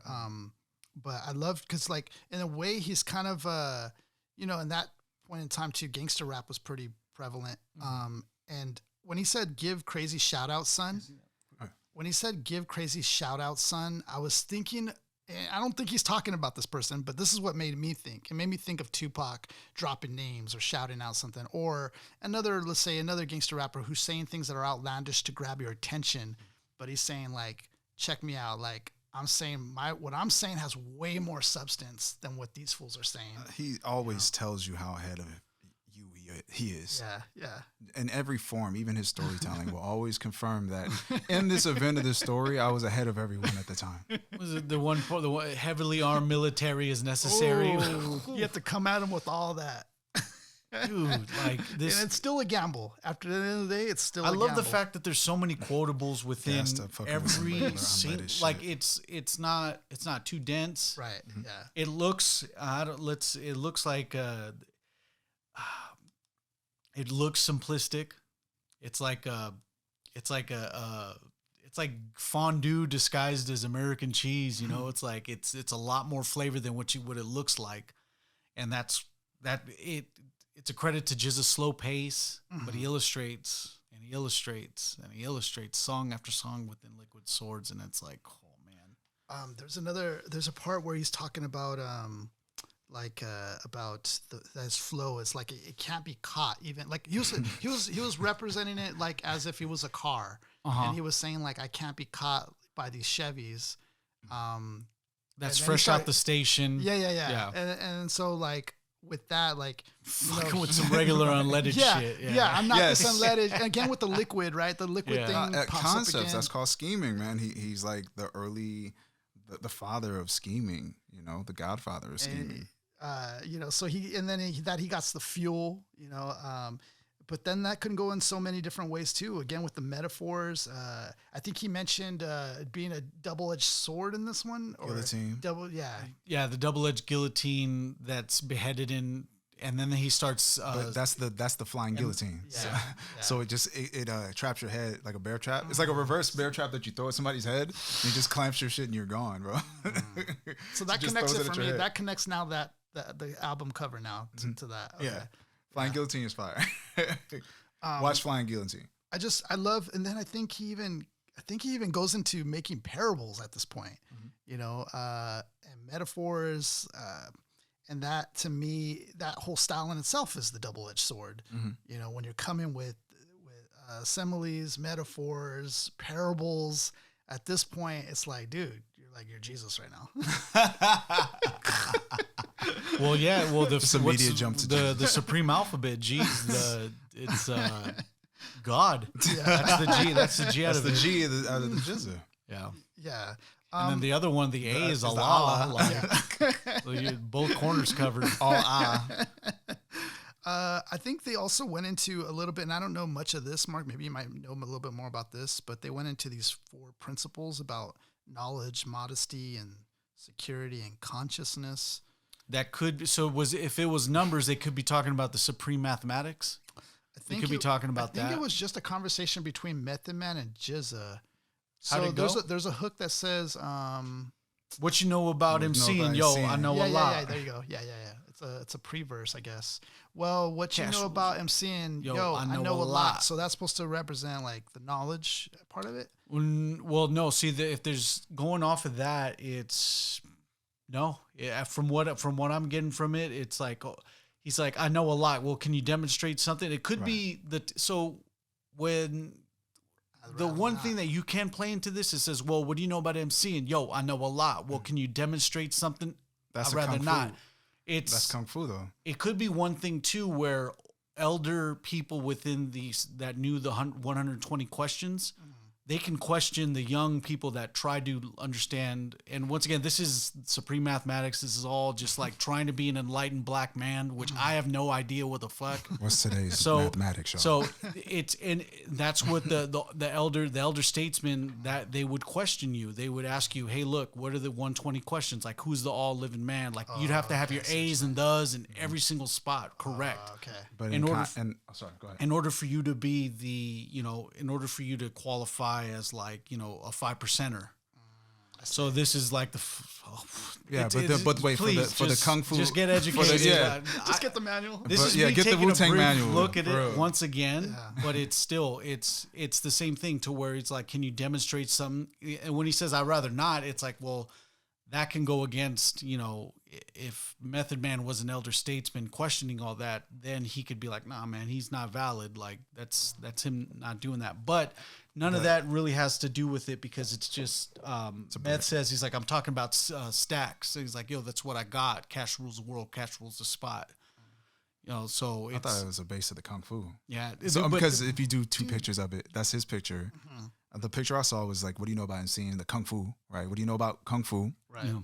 I know a lot about Kung Fu. Show me a demonstration. Could be that too, yeah. Because in Kung Fu movies, it's like, show me your demonstration of your ability. Right. You know how like Sho'nuff would run up on. It could be on some humble shit. He was like, yeah, I'd rather not. Right. But that's what he's saying. I know I know my Kung Fu. I don't need to display it. Yeah. And that's why my image of it is. I got a third picture now. Yeah. No, but that's the thing though. That's how I feel about this entire project. I don't think there's a wrong answer for it.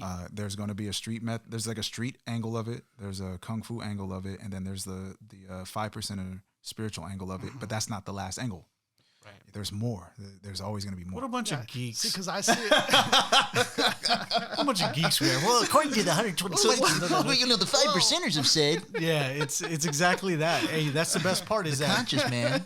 Is there, besides people that were associated, we're talking like the Rakims, the Big Daddy Kanes. Yeah. Leaders of the new school. Like, there's a lot of people within this group, like within the sect of the 5% Nation, that would be associated with this. So it's like when they would be like, yo, like you'll see sometimes in tracks from the Wu-Tang, yo, I'll see you at the God Hour, 7 o'clock. It's God Hour, 7. They would just be like coded in it. They would just be like that as far as like talking with that kind of slang.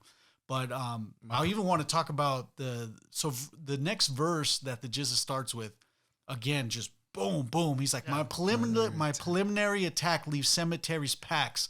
Oh no! My preliminary attack leaves cemeteries packed of who think it ain't like that. Mm-hmm. So he like tested them, man. Like, but at the time, remember, cemeteries packed. What that mean? And that's just consider ignorance. Consider preliminary attack leaves cemeteries packed. So that sounds like a cannabis bar, don't it? Right. What's preliminary attack? What's a preliminary attack? But you feel like you felt the art form in that. Like just like if you wrote bars before, you're like, dude, my preliminary attack leaves cemeteries packed. Like my first thing when I hear that, I'm like, gosh, why didn't I write that? Because it sounds that sick. My preliminary attack. So your first attack is gonna leave cemeteries packed already. That's your first move. I want to take it a little bit back to that little pre-verse with Method Man Jizzle really quick. Yeah. Because what I saw, the third picture I saw was okay. Well, you know about MCing, and I'm picturing them talking to like one of these rap celebrities. Okay. Yo, I know a lot. Like they're confident, they're cocky. Oh, okay. And then he's like, well, demonstrate something. I'd rather not. I'd rather not. Like, okay. Because he can't really do it. I like that angle. So that's like how I saw that. But so that goes into the second verse now. Because I see he's saying something. You got caught up in the web. Now bees are stinging, yo. And then he says this. I love this right here. Singing, like they're singing. They're not really rapping. They're not really MCing. They're singing. Mm-hmm. And I was like, dang, that's a sick way to play with that word. Mm-hmm. Singing. Mm-hmm. That's just one of my favorite. Unbalanced like elephants and ants on seashores. Ooh, that's a great comparison. I know rap said attack like the Japs on Pearl Harbor. MCs be out like bank robbers, fleeing the scene. I be the sole survivor. DJ's the getaway driver. I mean, just think of that comparison. Dude, I haven't like it's just coming back to me, bro. Think it's about like that re-listening to like, it. An elephant, like that's how tough his rhymes are, and you're an ant. Like this is what we're talking about. That's the highest extreme dichotomy you can have. Like the amount of pressure an elephant can apply. And that's cool too, because like around that time, 47, 57, 67. So 30, they're probably 40 something odd years away from Pearl Harbor. So that's kind of like, that's cool that it may have been general knowledge to some, like my rap's attack, like the Japs in Pearl Harbor. Like that's a cool reference for him to structure a bar like that, just to keep talking about the attack, how he comes with it. There's another line I got to say in this one because it's one of my favorites too. He says, "Harder to find it when narrow is the gate for fat tapes." I just thought that was so sick. Narrow is the gate for fat tapes because you think of narrow as the road for salvation or whatnot. Yes. I'm butchering that right now, but narrow is the gate for fat tapes. And I'm like, dang, dude. And mind you, like we're working on music, constantly working on music, and I'm thinking, man, do I need to discard some of my tracks? Because narrow is the gate for fat tapes, man. Just because that's how difficult it is. You got to be boom with it if you're going to be compared to these guys. I think visual comparison is his like talent. That's what it is. It's visual comparison. A lot of dichotomy play. A lot of back and forth, left hand, right hand stuff. I would call it the chessboard is a great representation of how he almost visualizes his rhymes. He's always like the tallest midget, the hottest Ice Cube. He always has these huge contradictions, and he makes them come together, right? And that's just it's a part of his angle. I don't know how you can be organically like that though. The way that you could look at some shit and just be like. It's smaller than a fish tank, and you're like looking at the fish tank over there, dropping seeds on the fishes or something, right? And you found a way to make it make sense. I think that's always been the key point to this whole like. I can't speak for all the people in the Wu-Tang Clan or any of them for that matter, but I do think from an observation standpoint, like to me, the Jizz has always been just a student. Him and the RZA have always just been students of everything. They just absorbed, understood. They're extremely intelligent. Both of them play chess. Like on your spare time, you just dominate chess. Wow. And you rap and you produce, like the Jizza produces, directs music videos. The RZA produces, make sick beats. Like we're dealing with just gentlemen that are just masterminds, just geniuses. And hence, Jizza the genius on that end.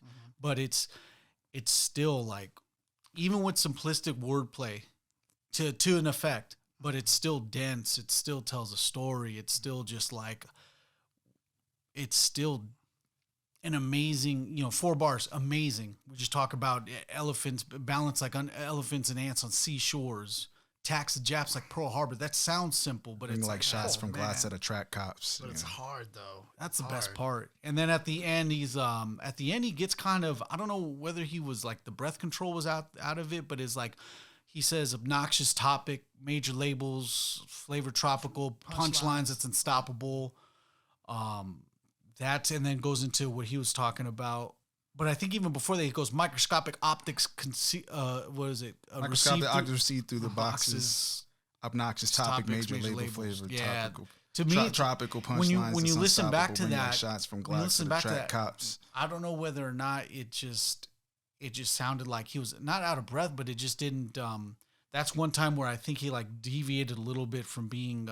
He actually stacked a lot of multis on it. And it just sounded a little rushed. That's just hip hop, baby.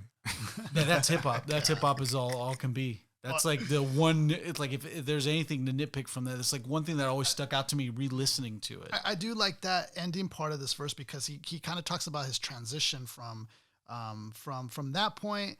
The God made a statement, so it's like he's talking about himself. You know, drafting tracements, replacements, and basements. Like basically, kind of just starting over in a way and redoing it, and then locking it in by soundproofing it.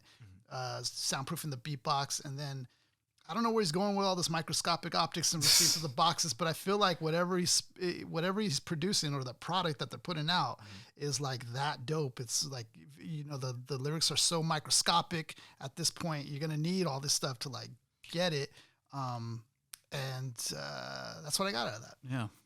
You. All right. Well, you guys want to go on the third one or the next one? Wait, we on. We're just getting to number 3. Track 4. We're on 4 now. Gold. Is this one gold? Yeah, gold. So gold. Right away from that track, I do like the transition from this happy kind of not happy, but this more lively record to now kind of more an aggression type of record or track. And from the beats standpoint, you know, you hear the synth. It's like a piercing synth ring in your ear. Piercing. It pierces you. And like a sword. You want to piercing like a sword. The background pierces like a sword. The background has some ahs in there that are kind of like classic to the RZA. And then it starts off with Method Man on this one. Yo, shorty, that's my word. It's my word. And so I love this line right here. Setting his territory, letting people know. Y'all smelling your piss. Y'all think y'all gold now. You know, piss is yellow. Like it's kind of goldish. You think you're gold now. Yo, anybody get caught flinging over here, I'm returning them. That's my word. Turning them in a box. Anything from 220 to 140, that's mine. So Meth at the time was basically running those areas, right? That's what I'm getting out of that. Yeah, according to the song, we can't. Yeah. Imagine if you gotta get a lawyer on this. No, allegedly. No, so yeah, Paul Rosenberg hey, it's Rosenberg, your faithful attorney at law. Hey, I'm Method Man. You have to calm it down. So yeah, he paints like this. It paints the story that leads into what Jizz is saying is like the fiends ain't coming fast enough. Yeah. There is no cut that's pure enough. I need. What is that? I can't fold. I need gold. A re-up and reload. Product must be sold to you. So we're the recipient. At the end, I think that's how I feel after it. Product must be sold to you. Points at me. Points specifically at me. Yeah. This track, from what I gathered from this track, or what I felt like it was kind of saying, was that the product, it being, you know, basically what the music that they're putting out, that we're needing it. We're like fiends for it. Yeah. And he has to put it out. But then in the same sense, you know, you can also look at that as far as like, you know, the drug game kind of, you gotta put it out. You gotta put it out. Or then you can look at it at a time, though, in the music sense, like the music industry, you know, the way they're selling these artists, like, oh, you got to dish it out. Like, there's different ways you can see that. Well, remember, it's new tech. I hate to keep rolling backwards, but the idea is this.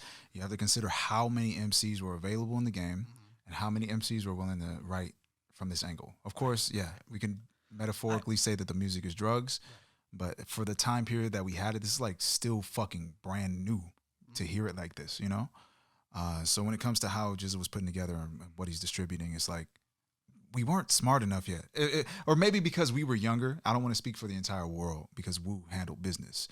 But as far as our age group, our peer group, I just don't feel like even though the metaphor might have been clear that this is the drug, I just feel like it was over our heads in a way that we miss so many lines.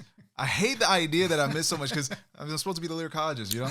And there's so many lines that just went when I was younger. I just thought, oh, yeah, you know, oh, he's selling drugs. But I didn't think he was talking about the music. It's so sad to see it that way. But yeah, as far as the way he can bind two visuals, man. As he brings out the Bible. You know, I was going to say with Golds, I love the bar where he was talking about that, you know, those who were coming up on their block, that they made their dope sales drop. Like the Dow Jones stock. Yeah, that crashed. And then their sales crashed basically like the Dow Jones stock. Mm-hmm. I was just like, I just loved how he was keeping the metaphor in this sense very simple. I right from the first listen, I could follow along with what he was saying at least, and I can get the story that he's kind of putting out here. A lot of he goes really deep into a lot of references. We'll keep going deep into this verse, but the fact is there's a lot of references to current events. Yeah. Around 1995, as far as what does he say? The dude's got smoked on the set like Brandon Lee. Snake got smoked. Oh, Wait, there we go. Got smoked Snake on the got smoked on the set like Brandon Lee. And then which is like Pan Am Flight 103. Which is, for those who don't know, Brandon Lee. Rest in peace. Brandon Lee on the set of The Crow. There was a scene where he gets Bruce shot. Lee's brother. No, Bruce Lee's his son. Oh, son. I'm sorry. Yeah. Brother. I thought it was brother. Brandon Lee sounds like his brother. It's kind of funny. It's like, sounds like Luke Cage's brother. So he gets shot while filming The Crow with a stunt gun that actually still had a bit of debris in the shell. Smoked on the set like Brandon Lee, and I'm just like, dude, for 95, that's pretty, like, for him to put that out, it's like, go ahead. Like, there's no set of approval from the Lee estate on that, but still a good bar to me.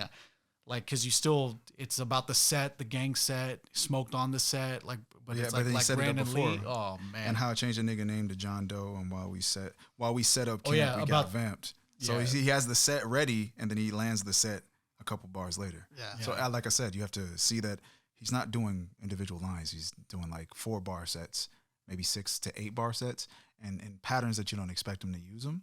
So it's like you think, oh, I'm going to say, you know, I'm going to do a couplet and there you go. That's the end of my story. But no, he's going to keep going. He sets you up, but he doesn't necessarily land it in the way you expect it to. There's more to it. Yeah, there is. So while we set up camp, we got vamped, put the stake through his heart, and I ripped the fucking fangs apart. Snake got smoked on the set like Brandon Lee. So the vampire plays the snake part as well. Because the snake would be, you know, like a serpent type of person with sharp teeth. Fangs, So he's always doubling the visual. You feel me? So man, I'm telling you, when it comes to Jizza, you will sound like a genius trying to explain his shit. Even before you sound ridiculous. Like, peep my convo. Put the stake through the heart. I ripped through his fucking fangs. I ripped his fucking fangs apart. Snake got smoked. So the fangs, the snake, the vampire, the stakes, all of that are compared. All of those are aligned just for him to kill the cat on the set, right? So vampires are typically seen in films, right? So also shot on the set, right? And then Brandon Lee died filming The Crow. What does he look like on the set? A vampire. So there you go. He was a vampire on The Crow. So all those comparisons are lined up, man. Yeah. He's so fucking crazy, man. It's amazing. It's amazing. Right, maybe we should keep it moving on just for the sake of time on here. So we'll go to the next track, Cold World. Cold World. I played that one a lot. The first time some dude just baby's crying, brother's dying, brother's getting shot. Or getting knocked, she's deep on the block. You got me. Like, he's actually singing that in this cold, cold world. And all you hear in the background, it feels cold, man. You bundle up with the jacket. Even though it's the dead of summer, it's like, this track will set you with the setting of just this. And I love how he transitioned from, in the beginning of this album, it was like, kind of kung fu related, more metaphorical. It fades into this. It starts fading into this is real now. Like we're going into what's really going on. Oh, okay. I can see that. I can see that. As far as like the visual film of this album is concerned. It's now removed now. Yeah. With the winter thing, his first like 4 bars sound like a Christmas. It gets like under a Christmas thing. It's like it was the night before New Year's and all through the projects. Not a handgun was silent. Not even the tech. Yes. It's like it sounded like it could start off like as a Christmas tale. and what perfect thing with Cold World, just a Christmas tale. Long in the background, just.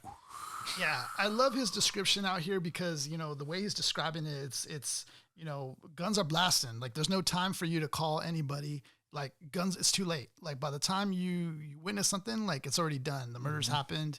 And I just think that brings such a realism, to what's going on. How the projects were, man, to how it was back then. You can't imagine a project housing with like multiple stories and like just imagine domestic violence in general. Like what goes down and how long it's going to take for NYPD to respond. Right. I don't know. Right. It'd probably take a long time, and especially go to the right just floor. To imagine blah blah blah. This group came together like out of this. You know what I mean? Oh yeah. Like smart individuals, like seeing all this going on, like came together and were like, we're gonna rise above it. Yeah, they rose to the top on it. They were like, it was a culmination of the RZA just saying, hey, look, just sign under the Wu-Tang banner. You guys do your own projects under solo projects, separate labels, but give me 5 years and I'll try to make something happen. They got it done. They had this hot streak of their solo albums, their collective albums, and later on, One line that hits me out of here the most, I think, is this line that says, "Shells hit the ground and blood stained the dice game." Yeah. To me, that one hits just because, that's one of the vices is the dice game. Mm-hmm. And you can see how the stakes could be so high, you might get your blood spilled. Yeah. So, dude. Due to the nature of dice games, you may get your blood spilled. It may splatter. He even talks about where kung fu doesn't even work, where he says, but with iron on the sides, the thugs took no excuses. Therefore, your 52 hand blocks was useless. Mm. So it's like no matter even if you know kung fu, exactly. Like, even if you like, it's useless. Yeah, with iron on the side, and I love how he and I love that too, because you go from iron mics to now, and like iron now, this is the iron now. It's a gun. But that dice game thing, that line hit me because we've seen it happen recently with one of the members from the Migos, and that's why that line hit me because we've seen real stuff like that happen.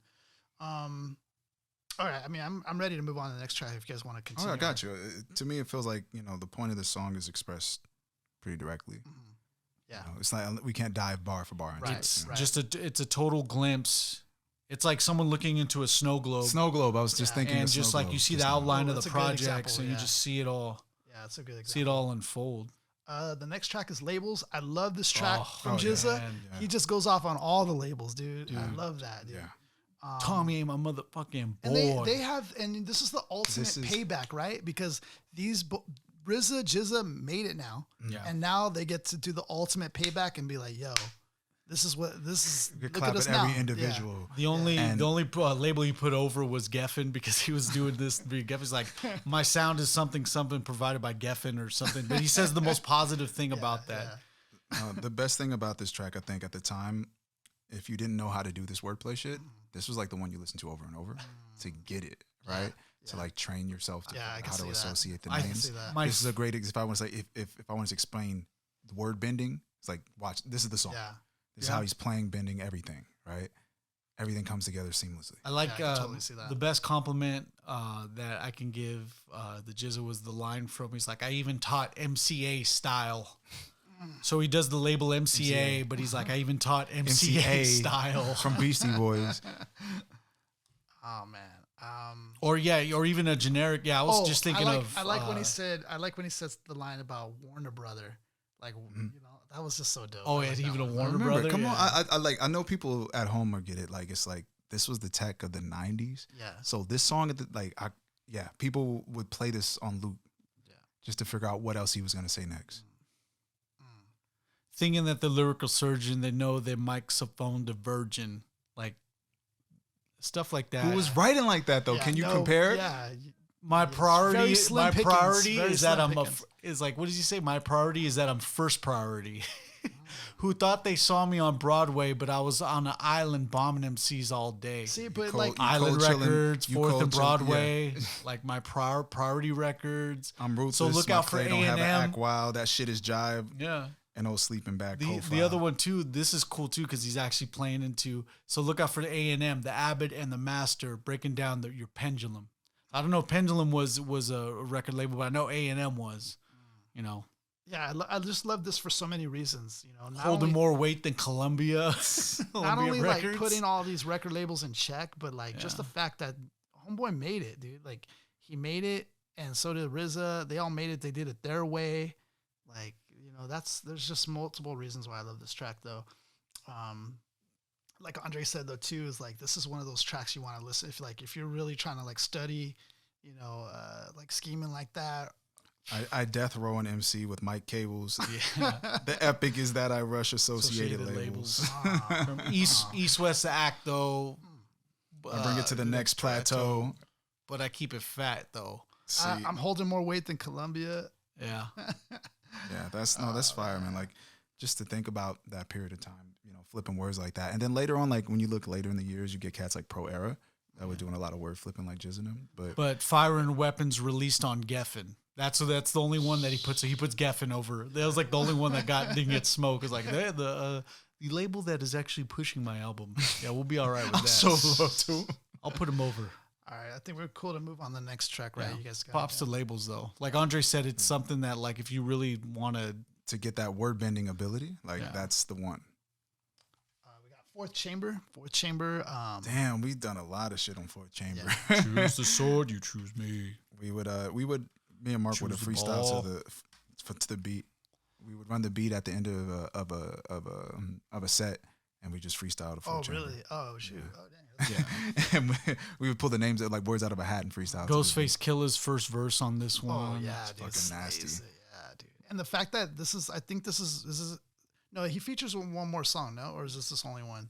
Yeah, he does. I think he does one more. I do one more, but the fact that this is the first time you're hearing him in this album, like, oh shoot, like we got Ghostface now. Because I be ducking crazy spades, like the kid holds white shit like Black's Rock ashy legs. Damn, especially in the winter, man. I know my shit's ashy in the winter. I'm only brown.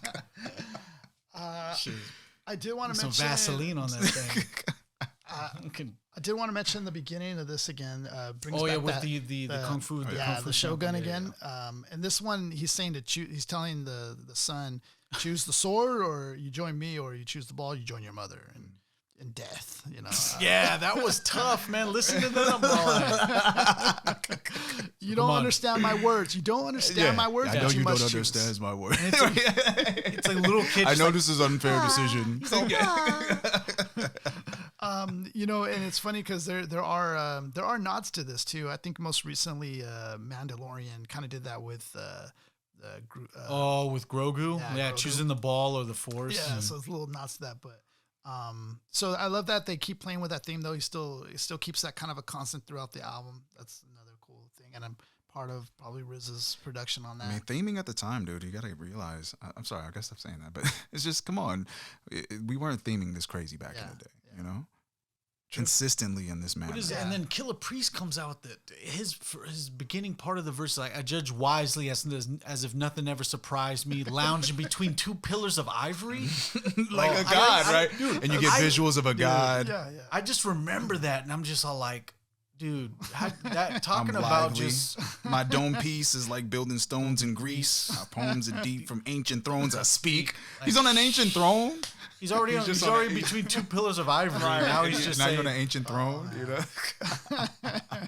And then to follow that up, you got RZA, like right after that, you know, following. I remember Killer Priest's camouflage chameleon ninja scale in your building.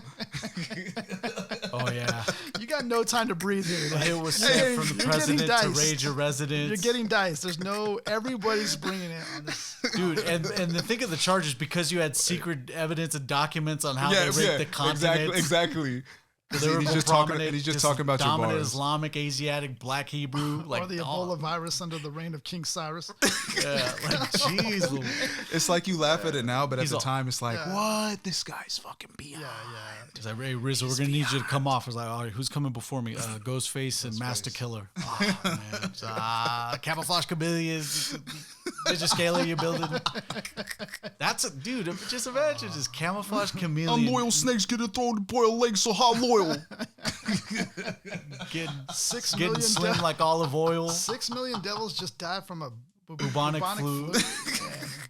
rolling the lamb, 12 tribes on 144,000. Proton. Oh yeah. 144,000 chosen.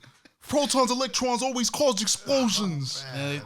Dude, that's the way you end the verse, because when he says protons, electrons always cause explosions, he says peace. It's an acronym at the end. It's just peace at the end. It's just peace. It's just a very clever way to say peace at the end. Protons, electrons always cause explosions. Oh man, dude. The banks of cheat, cream down's a bet. Yeah. Oh my gosh. What does he say? What does he say? Hold on. Here, the banks of G. So already all 1,000. Cream downs a bed, money feed, good opposites and then off the talking set. about cream.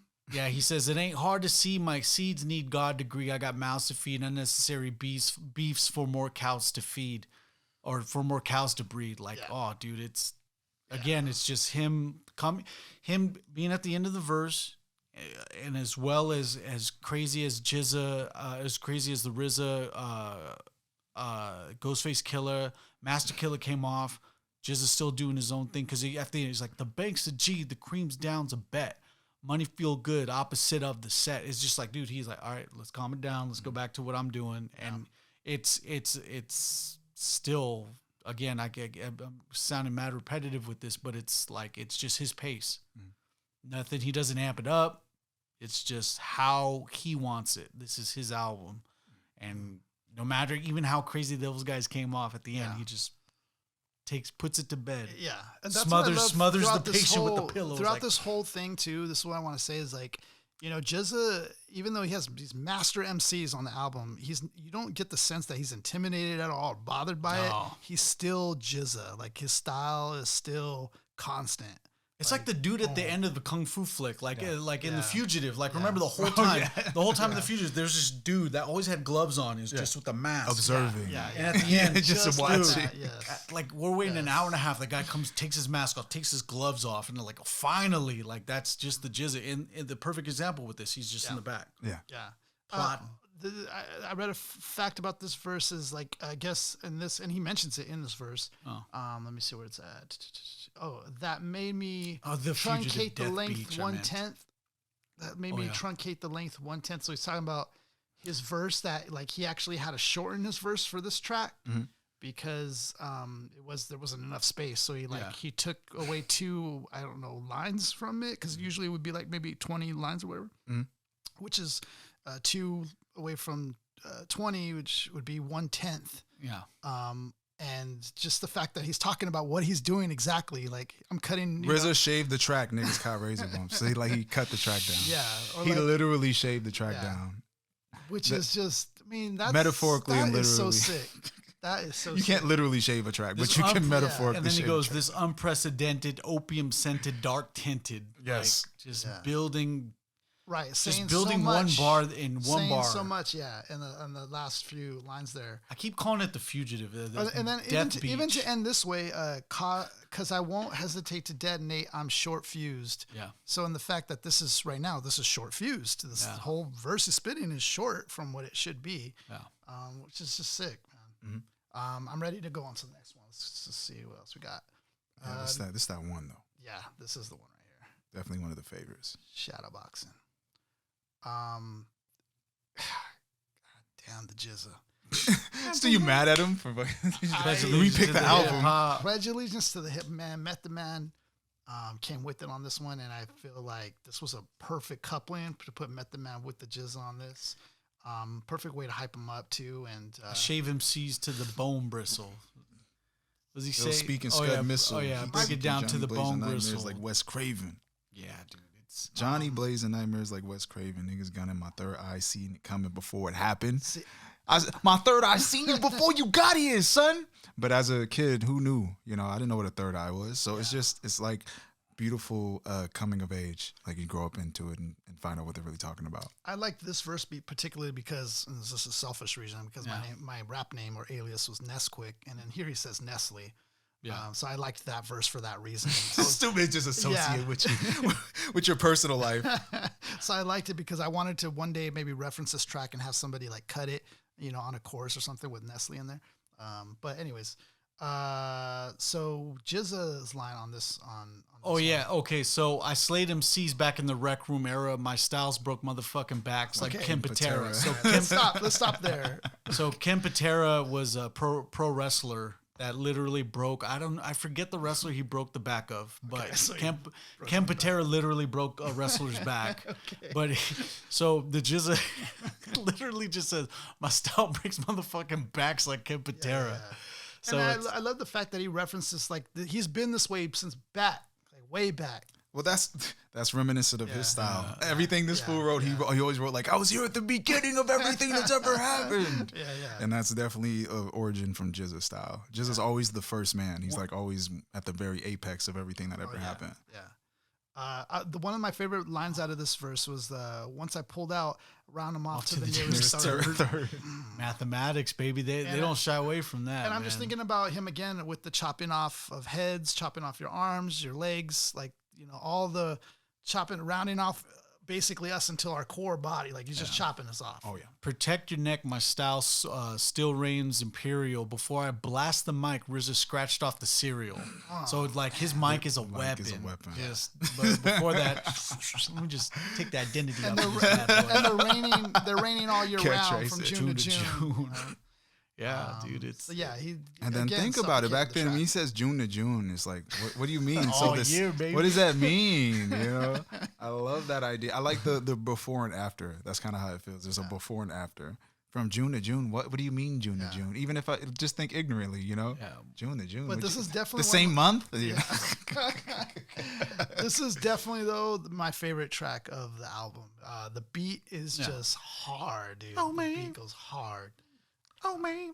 So definitely, I think this is probably the first track out of this whole album that I actually did listen to when I was younger. When it was kind of around the time when it came out. Liquid Swords is gonna be the first one I heard on that, and then like I thought that was just it, the one song that he did. I was like, oh wait, there's an album. Damn, I got more homework to do. So then, do you want to move on to the next track, or you got anything else you want to add on? We're good on Killer Hills. Let's do Killer Hills 10304. All right. Hell's Wind Staff. Hell of a name. So there's a skit here going on between RZA, Jizza. And who's it? The guy's I forget what the guy's name is. The guy Bobby Steele talks to is all like, because they're under the identity of the Wu Gambino family. This is like when they're playing mobsters. This way he calls himself Bobby Steele's, Tony Stark's. It's all their names. But with Mr. Greco, Mr. Greco, like, I see you're good to go. Is all like, hey man, do you know a Don Rodriguez? He's like, Don Rodriguez. He's like, no, Don Rodriguez from the Bronx. He's like, well, this dude Don's diming us all out. We're all screwed. I love that aspect when they do play the mobsters. Because it sounds like they're in a lounge. Yeah. Everyone's just, do you have the shit? Money? $20,000, like 20 G's, just sweating everybody off 20 G's, like. Some dude dime people G's out. In the 90s though. So right. Ford like what, like 45,000. Yeah, our money. That is actually, never mind. Yeah, I'd sweat. I'd be snitching on people then. I love this on. Okay, so I'm on Genius, right? Because I'm trying to pull up the lyrics here. Yeah. But there's the parts where you could click on it and you'll see, they'll put their commentary on it or whatever. So on this particular song, I guess Jizza actually comments, directly onto these lines. And the first verse on Jizza's restaurants on a stakeout, so order the food to take out. Chaos outside of Sparks Steakhouse. And then his commentary is just be aware. Jizza directly just says, just be aware, guys. I never wrote these lyrics. I don't know these lyrics. Damn. Whose song is this? He's all, huh? He just, huh? Question mark. Oh, man. So there's a line about they missed the wedding, that it's that they're half an hour or late or whatnot. And weddings are extremely important, and like Godfather. You're not supposed to miss that. What the hell? No. Yeah. Heck no, because at the wedding, if it's the daughter's wedding, you can ask the Don for the favor. Yeah, you can ask the Don for the favor. I say a wish. Like it's a wish. You rub the Don's belly, he gives you 3 wishes. Yeah, it happened in the Godfather. I think rub my belly, I'll give you 3 wishes. He's already done storytelling so far, right? Has he done storytelling? Oh, dude, it's more. I don't know. I think cinematic. Him just being very descriptive is one of those things where it's like it has to go into storytelling because you imagine you imagine everything being laid out to you. So this is a very dense book. Yeah. A very dense book of just tales of the street of the cold world and the Hellswind staff, and just it's not storytelling in the sense where he's like everything has a plot to end it, but it's just almost every bar is super descriptive. Well executed descriptions. Yeah, and then one thing too is that I don't know if he's going to mention this, but on the genius thing, he says like this ex-worker who tried to smuggle half a key in his leg, even underwent surgery. He says that actually happened. So I don't know if you're going to click on that section, but I think the Jizza would comment that actually was a situation that happened. He just wrote it happened. Yeah. Anyone who schemes on the gold in Syria? No, this worker tried to smuggle half a key in his leg, even underwent surgery. Up a little up more on that.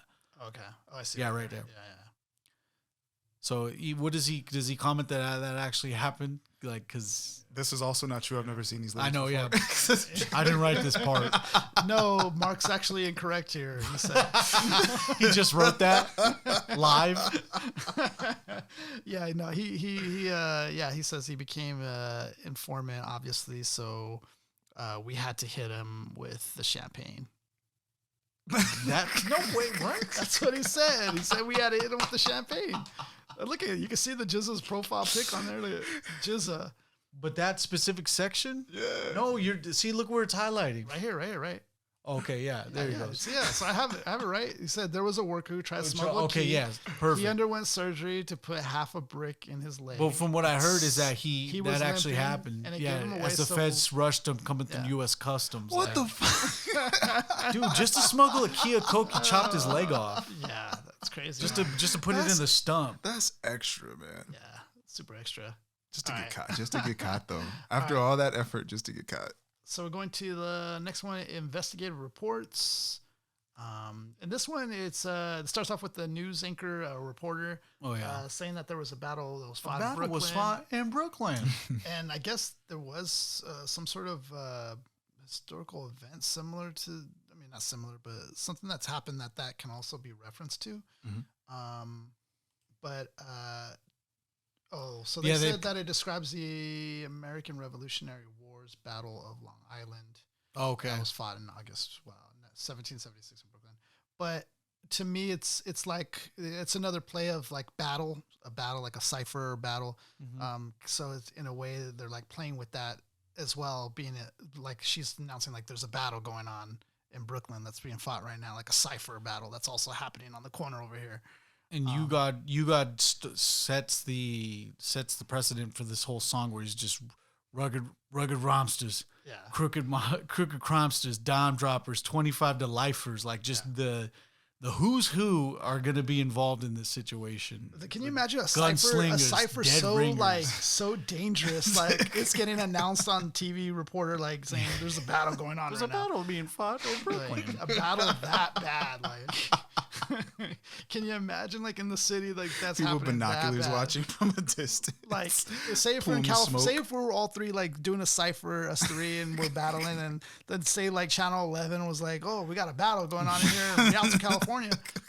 Reporting live. We need all hands on deck. Wait, they would say that on television. We need all hands on deck. On a ship? They drop a ship there for something. We need all hands on deck. Hey, you told us you needed a ship here, right? There's no way to access Rialto through a canal. No inlet. There's no inlet to Rialto. There's no... all the lake beds are dry. I don't think we can get there. So this is the track. This is a track where Ghostface Killer also is on this one. Rec One's on this one. So you got some killers on this track right here. And then Jizza, of course. And so, what I gathered out of this one was, it's like they were doing their cipher was so bad or so heated, it draw that much attention. But also at the same time, you can, they were, I guess, some of the lines were talking about how robberies can happen just at a red light. Yeah, a robbery can happen just like that. It's like Jizza's calling the APB on the second verse where he goes, calling all cars, ghetto psychos, armed, dangerous, leaving mad scars.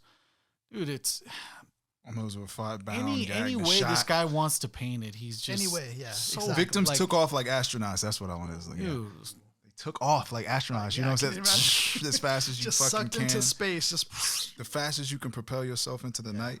Yeah. So yeah, I mean his man. I feel like we're gonna keep hitting the same ground, but his visual description is out of this world. Yeah. All right, let's go to the next one. We got swordsman. Swordsman here. Oh man. He just starts off, his verse just goes, yo, I'm not caught up in politics. It's like I'm no black activist on the so-called scholar's dick. Like it's just I come through with the woo and drop math. I come through with the woo like drop math. I just love that. He's telling a big story too, because it's like, what he says, because at a young age I got molded in a religion I relied on, got caught up in superstition. This one to me is Scared like to kind of split pole, that duck black cats once in a while, threw salt over my back, following the spiritual story. So, but it says, but with knowledge of self from the street, again, this is him achieving, entering the one, becoming a 5%er. Right. This is a testament to that. He's like just got the knowledge of that. And there's points too, like I think it's relatable to me because I'm thinking of points when I was younger, maybe I might have been more we all had to prove something. Bounded by superstitions or, not even sure about yourself yet. And so this comes to a point where now like he's reached that point where now he knows. The idea of knowledge, exactly who he is. He knows what he's doing now. And that's relatable to me because there's been a point in my life where I was really unsure of things of like life and things that are happening, and now more like confident and sure of myself. And so that's relatable for sure. The idea even to mention that you do have knowledge of self totally eases out the ego. It's just you're no high nor low. You're extremely balanced. Right. But as one with spirit. It is very boisterous to claim if you do not have knowledge of self. Yeah. If you do and you have all the right to claim it, that's incredible because it's just ultimate harmony within yourself. You have nothing to prove to nobody. Knowledge of self. I'm thinking with this is just a style. Yeah. Well, not just because he's he just has the peace, wisdom, and understanding, which is going into the acronym of his name, God Zig Zag Zig Allah. It's just the all understanding person. Yeah. And with the journey of self, you study who you are as an individual, see where you started from. And that's how we get we were on the same ship when the slaves were checked. I had to pull your card. You was on the top deck, right? Yeah. So he's calling out the individuals in place that put him where he is. It's the journey of self. Dude, right? It's tough, man. So I plotted my escape. I saw the thin line between love and hate. And fast from the hog on the plate, right? Yeah. So he hog on the plate. He's converted to Islam, right? So he moved over into Islam. But look how little he has said about even saying the word Islam, right? And yet we have to do the work to figure out what he's saying. Yeah. We're doing that. We have to do a little homework. And there was a line somewhere in this album, I think we missed it somewhere, but he says actually in one of his verses, was it kind of, I'm paraphrasing, but what's it going to hurt for you to actually do the digging of what I'm saying? Mm-hmm. The only thing that's going to happen is you're going to find out that, if you mess with my bars or whatever, there's going to be explosives or things. Basically saying your mind's going to get blown when you find out what I'm saying. Basically, 10 years down the line and shit. a lot of it comes back like the smoked on the set. Like the reason the smoked on the set, like Brandon Lee came to me, I was just like, whoa, I'll figure it out. All of a sudden, that right. Okay, look, I suffer brutal pain from whips and chains, punishments that were set to wash the brain. Right. So once again, he's still talking about enslavement. And his, as far as his culture is concerned, even growing up, growing up in New York would probably be that idea that he got from that. Until he just every aspect of this to me is like self-descriptive and how he transformed, dude. How we got the genius. Right. I think it was a peep into his personal journey. Yeah, which is dope. That's what I think what this album needed. It needed a little. I guess it didn't need it. I can't say it needed it. It didn't need it. It could have been removed. Because I don't want to speak for him, like, this needed that. But I'm saying it was nice to have. It's nice to have that where you get that G-O-D. Introspective. Yeah, you get the introspective, like where it started. The G-O-D. So we're moving on to the next one. I Got You Back. One of my favorite tracks. It goes. A lot of people don't like this verse, but it's like I'm always hard pressed on this one just because it's like I've always told, I tell people all the time, it's like, I got your back. Like every time I think about that, I think about this song, and it's like, you know that, dude, it's the Jizza starts off, it's like, I was always taught by do's and don'ts, but do's I did, and don'ts I said I won't. I'm from Brooklyn, a place where stars are born. Dude, he keeps going, and then I think he skips. Well, let's skip one bar. Shacked up and back up from Fiends Cause the Bosses on the scene. They got it cracked up. So yeah, man, just every aspect of this joint. I initially didn't like this one. My lifestyle was so even talking about him as a little kid. It says, my lifestyle was so far from well. I could have wrote a book with the title Age 12 and going through hell. Dude, I realized the plan. I'm trapped in a deadly video game. I just love the deeper as we went into this album, though, the more introspective it got. From it touches a lot of spots from where it was. That's how life, you know what? And I even referenced that because I was just re-listening to it. I just told people, I was like, dude, this is a video game with one man. Yeah. Like, he even says that. So I don't only watch my back, I watch my front because he's playing the game. So, it's just, it's brilliant. It's brilliant. Oh, like if he's platforming? Yeah, because he only has one man, so he can't die. If he messes up, he's gone. Right. Oh, man, damn. And like, as a kid, it doesn't hit, but now it's like, wow, if you're playing a video game with one man, that's like, every move counts. You know what I'm saying? He's like, you know your town is dangerous when you see the strangest thing, and something change. Nothing changes. Like, it's just saying, like, I forget. I'm missing one part of that bar, but it's just that one stuck out to me too. He's like, your block is dangerous when you see the strangest kid come from home. Doing a bid, nothing changes. What is the meaning of crime? Oh yeah. Is criminals robbing innocent motherfuckers every time. Nobody think about that though. That's some black scribble shit, man. We something that crime. Like what's the meaning of the crime? What's the meaning of crime?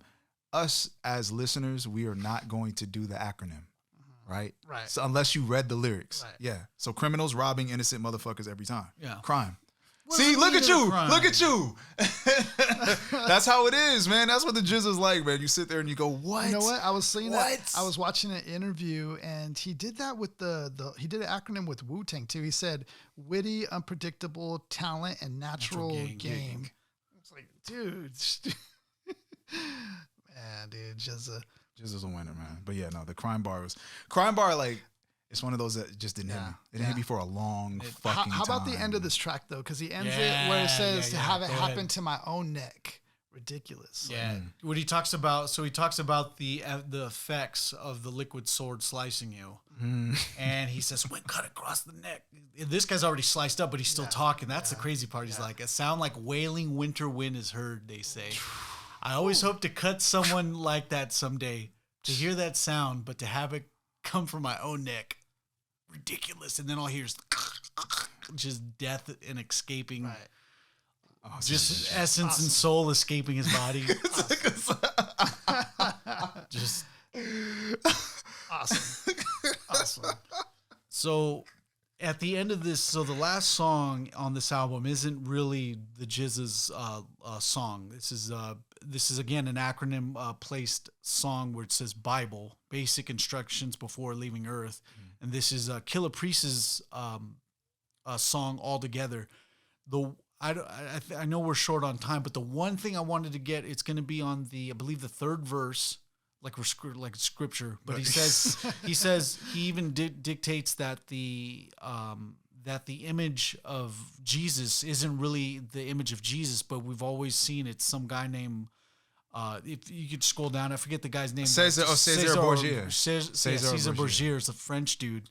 He's like the son of a conqueror, and the conqueror allowed his son to be the visual of Jesus Christ. But man, dude, Killah Priest just talks about the origin of man, the deeds of man.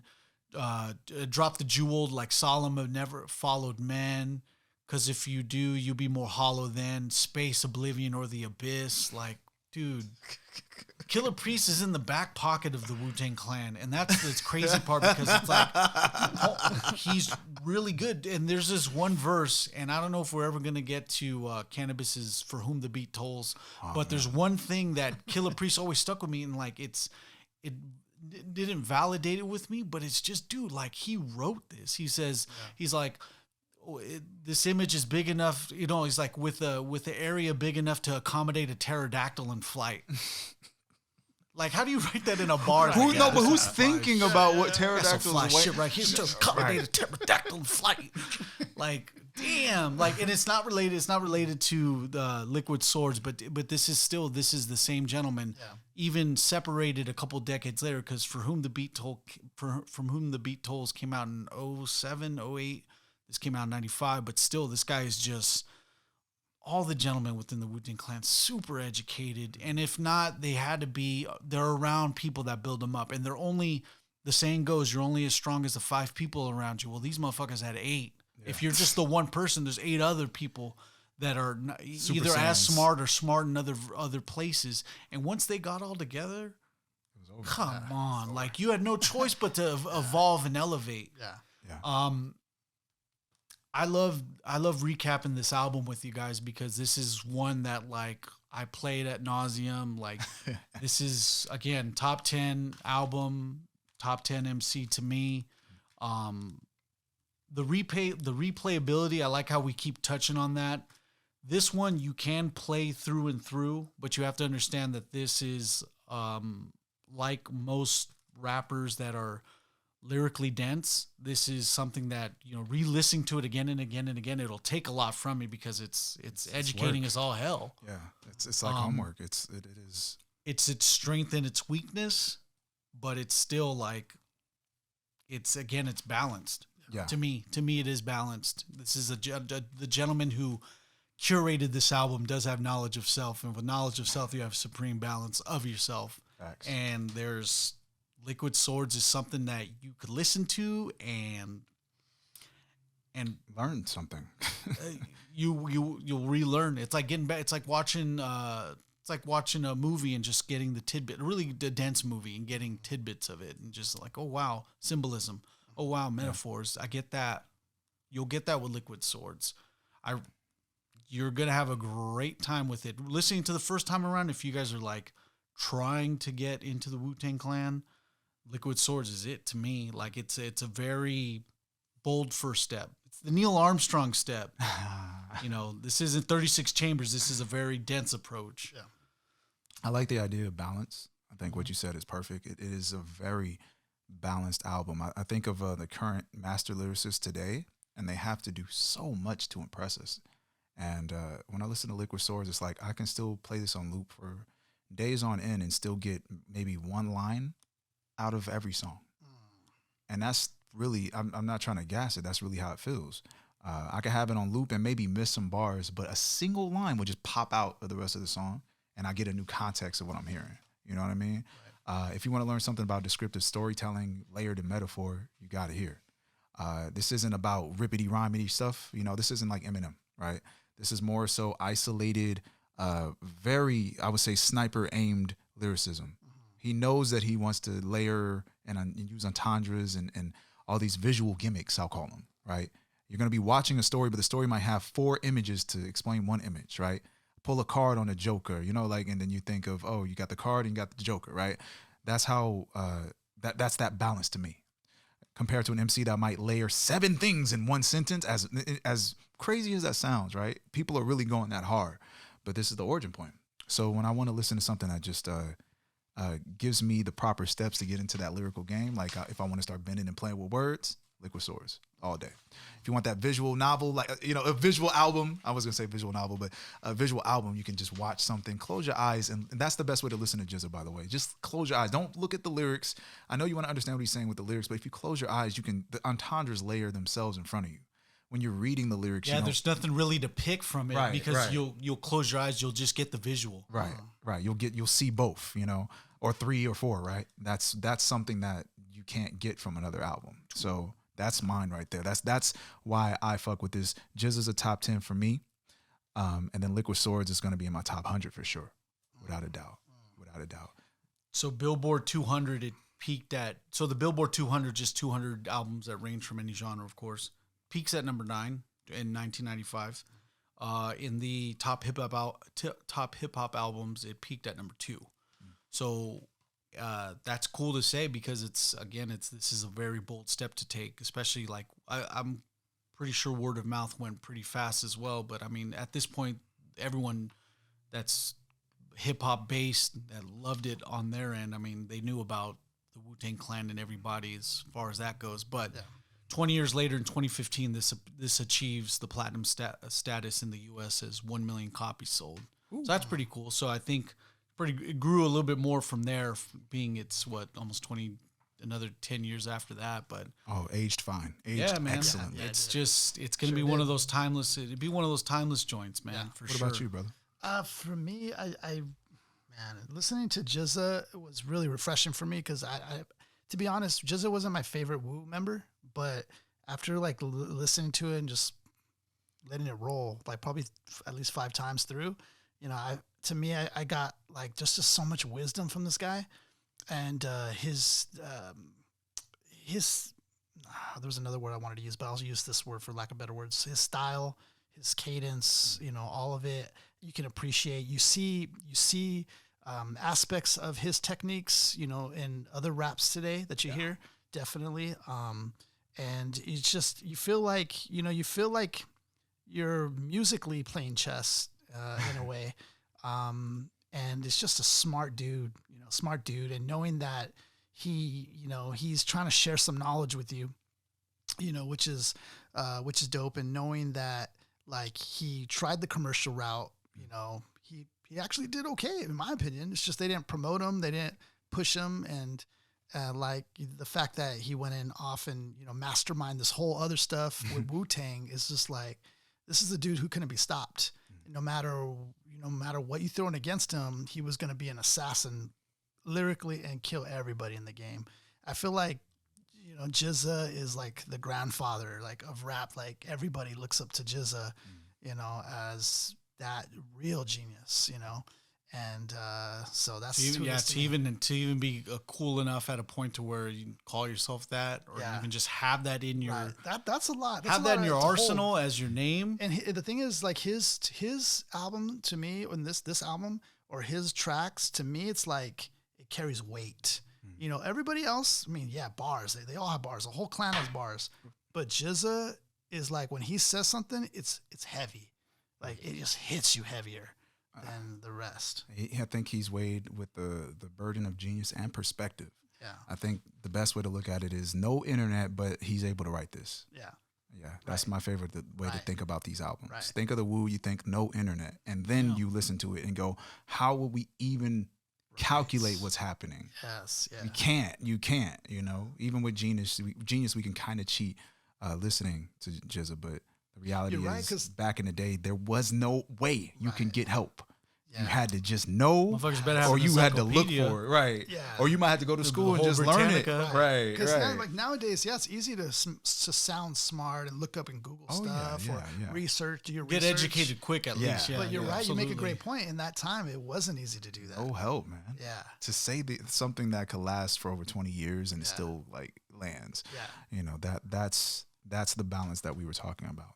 Yeah. So top 3 tracks out of here, what would you say? Give me I Got Your Back, Liquid Swords, and let's do what was it, not Fourth Chamber, Shadowboxing. Fourth Chamber Shadowboxing for you? No. Oh, okay. Yeah, I'm gonna say Shadowboxing for me, Duel of the Iron Mike, and then it's between Gold and Labels for me, but I'm gonna go Labels on this one. Damn, Fourth Chamber, Liquid Swords, Labels, because it's just that's the origin of like that wordplay shit I do. Gotta be. All right, guys. I think we dissected this as much as we could, and there's still more stuff that we missed. But we're refining our breakdown. I'm happy that we got into it though, and I'm happy. You know, for those who have listened to us all the way through, we appreciate you guys. You know, and we're still like you said, we're refining this, and we're gonna make it, you know, as best as we can down the line. But that's hip hop, and I can't help but say that is straight up. Yeah, that's. So we hope you guys stay tuned. We're going to be dropping weekly, so every Monday. Tell your friends, tell everybody who's interested into hip-hop, spread the word, and we appreciate you guys' support. Love y'all. Yeah. Protons, electrons always cause explosions.